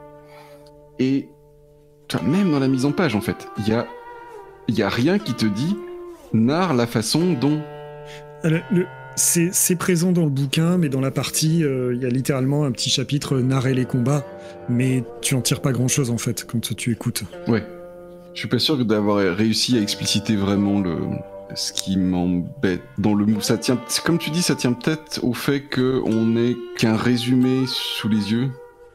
Espoir d'Automne a dû se retirer pour des raisons de vie privée. Ouais. Ce qui veut peut-être dire que c'est le moment d'arrêter aussi ce débrief. Je commence à fatiguer. C'est possible. Ouais. Moi aussi, ça commence à piquer un peu. Aussi, voilà. Je vous fais des gros bisous. Ouais, merci tout le monde. Ouais, non, c'était très bien. Allez, bisous, bonne nuit. Bisous et bonne nuit tout le monde. Ciao. Est-ce que c'est pas un peu overkill du coup ? C'est-à-dire ? Est-ce que c'est pas parce que du coup, d'un côté, on a Jisoo qui s'assomme, et derrière, de sombres machinations, des futurs badness ? Je sais pas, c'est une question candide. Tu penses que ça fait trop ? Est-ce que vous trouvez que ça fait trop ? Non, je sais pas. Non, parce que là, il y a eu échec du combat. Moi, je trouve que par rapport à la première take, En fait, le fait que mon personnage soit assommé sur la fin, soit vraiment hors de combat en fait. Parce que dans la première take, on avait laissé Jisoo tout juste désarmé, mais tu vois, pourquoi est-ce qu'elle interviendrait pas en fait dans le truc d'après? Et donc ça me semble plus intéressant qu'elle soit au moins temporairement hors de combat. Même si elle aura sûrement du mal à expliquer pourquoi sa maîtresse, qui n'est pas censée être une artiste martiale, aura réussi à se débarrasser d'une brigande qui vient de lui foutre une raclée. Mais ça, on le saura sûrement plus tard. Tu sais, un 6 mois est si vite arrivé. Tellement. C'est vrai. On n'est pas à l'abri de ça. C'est vrai que si sur le deuxième duel, on a aussi un 6-, ça va être sportif. On va finir toutes les deux tête bêche sur la croupe d'un canasson, tu vas voir. Ce serait assez comique, j'aimerais beaucoup cette idée. Bon, c'est hyper intéressant, mais c'est vrai que c'est pas évident d'avoir des descriptions qu'on espère à la fois fluides, dynamiques, cinématiques. Ouais. Quand tu as parlé d'honorer les codes du wuxia, j'avoue avoir espéré que les protagonistes achèvent leur duel avec beaucoup moins de vêtements. Mais ça n'a pas été le cas. On regarde pas le même wuxia, je crois. Attends, c'est une scène emblématique que je vous ai partagée. Mais ouais, c'est pas le même genre. Bon, bah ça c'est fait. Yes. Ouais. Est-ce que c'est ok pour tout le monde? Ça vous va? Ouais, c'était beaucoup mieux. J'ai beaucoup aimé. Ok, tant mieux. Mais c'est sûr. On n'a rien dit, mais on était là. Bon, tant mieux. On n'en a pas perdu une miette. C'est un truc qu'il faudra qu'on se dise assez systématiquement quand on arrive à ces situations de duel, en fait, de se donner l'espace pour pouvoir avoir ces descriptions et faire quelques échanges et pas juste une narration sèche et on passe à la suite, quoi. Ouais, c'est sûr. Moi, je n'osais plus rien dire, alors que une semaine plus tôt, j'étais sur l'épaule de la Késis à guetter le moindre move un peu écorné. Bref, nous sommes faillibles. Complètement. Nous sommes des créatures C'est bien faillibles. de le rappeler. Ouais, et puis au moins ça permet aussi de poser un maître étalon sur la manière dont les duels peuvent se passer. Ça sert à ça aussi. Ouais, parce qu'on avait eu droit pour l'instant juste à la défaite d'Espoir d'Automne face à son maître, mais qui là était là aussi complètement joué d'avance parce qu'on savait qu'il y avait une différence de rang. Ouais. Tout à fait. Après coup, je regrette de ne pas avoir tenté de mettre un pain à prune d'hiver à visage fendu. Mais... lui mettre une petite prune, justement. Ouais. Une pêche plutôt d'ailleurs pour varier les fruits. Eh ben, merci beaucoup d'avoir accepté cette retake, qui me laisse beaucoup plus satisfait que la première take. Ouais, c'est mieux. Jisoo vite. Voilà, exactement. Que fait Jisoo à cette heure de la journée? Jisoo que nous avions laissé après un entretien tendu avec sa mère. Ça fait 2 épisodes que tu l'appelles Jisoo, il va falloir que tu continues là. Jisoo, ah pardon, pourquoi j'ai dit Jisoo d'ailleurs? Pardon, autant pour moi, je vais refaire. Bon, parce que pourquoi pas, hein, mais maintenant c'est trop tard. D'ailleurs, je dit que je vais lancer dans la nuit, mais j'avais oublié lors de la journée, je dois l'avouer. Bon, comment dire? Écoute, je te rappelle que moi j'ai trinqué avec ma petite famille à côté d'un lac sous les flocons. Mais en fait, il y avait pas de flocons. Je pensais qu'on était bien après, je pensais qu'on était le soir là, autant pour moi. Et puis, Choué et pas à Pingyao, enfin voilà, qu'on est plus à cette famille. Tout va bien. Non, mais c'est peut-être moi qui n'ai pas été assez précis sur le temps ou c'est moi qui ai préjugé du moment. Si tu veux que ce soit. Non, mais si tu veux que ce soit la nuit, c'est pas un problème. On le joue tel quel et moi je reprends à mon niveau. C'est pas à moi de décider du moment. Fin du jour, mais voilà. S'il faut on est dans ce genre de série où on filme quand on peut. C'est ça. Et du coup, des fois, on voit l'éclairage qui change drastiquement entre 2 plans, si ce n'est les saisons. Mais on n'est pas censé être vaguement en été, du coup les jours sont plus longs, non? Non, on est au début de l'automne, ça je l'ai précisé. Oui, ok. Non mais je peux réadapter ça si tu veux. Hein, bon. Non mais quelle importance, mon sang. Ouais. J'ai failli l'appeler Messire. Quelle est la formule culturegénérale.com? Où est Macbeth quand on a besoin de lui? Monsieur, ça marche bien, monsieur. Ouais, allez, je pense que ce sera ça. Étiquette, autant pour moi. Okay. J'étais persuadé que c'était rhétorique, autant pour moi. Alors je vais peut-être le refaire. Et si tu le refais, ne mets pas le maître avant parce qu'on ne se désigne pas soi-même comme maître. Ok, d'accord. Très bien, tu as raison. C'est la dernière fois. Hein. Ça passe pour cette fois, mais... s'il y a dissension sur qui va affronter l'antagoniste, puisque c'est un ou une PJ qui le fait. Il y a une règle pour ça ? Ouais, tout à fait. Il l'indique. Faites un Shifumi. Comme Goku et Vegeta. Juste un truc, c'était déjà le cas pendant la partie, vous avez dit promesse d'automne, mais est-ce que c'est espoir d'automne ou promesse d'automne? Non, c'est espoir d'automne, c'est encore moi qui fais des ça, conneries. D'accord. Mais c'est que je suis en train de réécouter Magistrat et Manigance et que ça me fait des nœuds au cerveau. Le multivers. Ouais, c'est ça. Mais on a une demi-lune qui donne suffisamment de lumière lorsqu'elle n'est pas couverte. J'ai failli... je vois ce que tu veux dire. Oui, tu sais ce que j'ai failli faire là. Hein, oui, je vois parce que ça j'aurais eu un accent assez malvenu. Ça vient de me traverser l'esprit en me disant. Ça fait comme des gâteaux secs, Dr. Jones. Voilà, sans accent.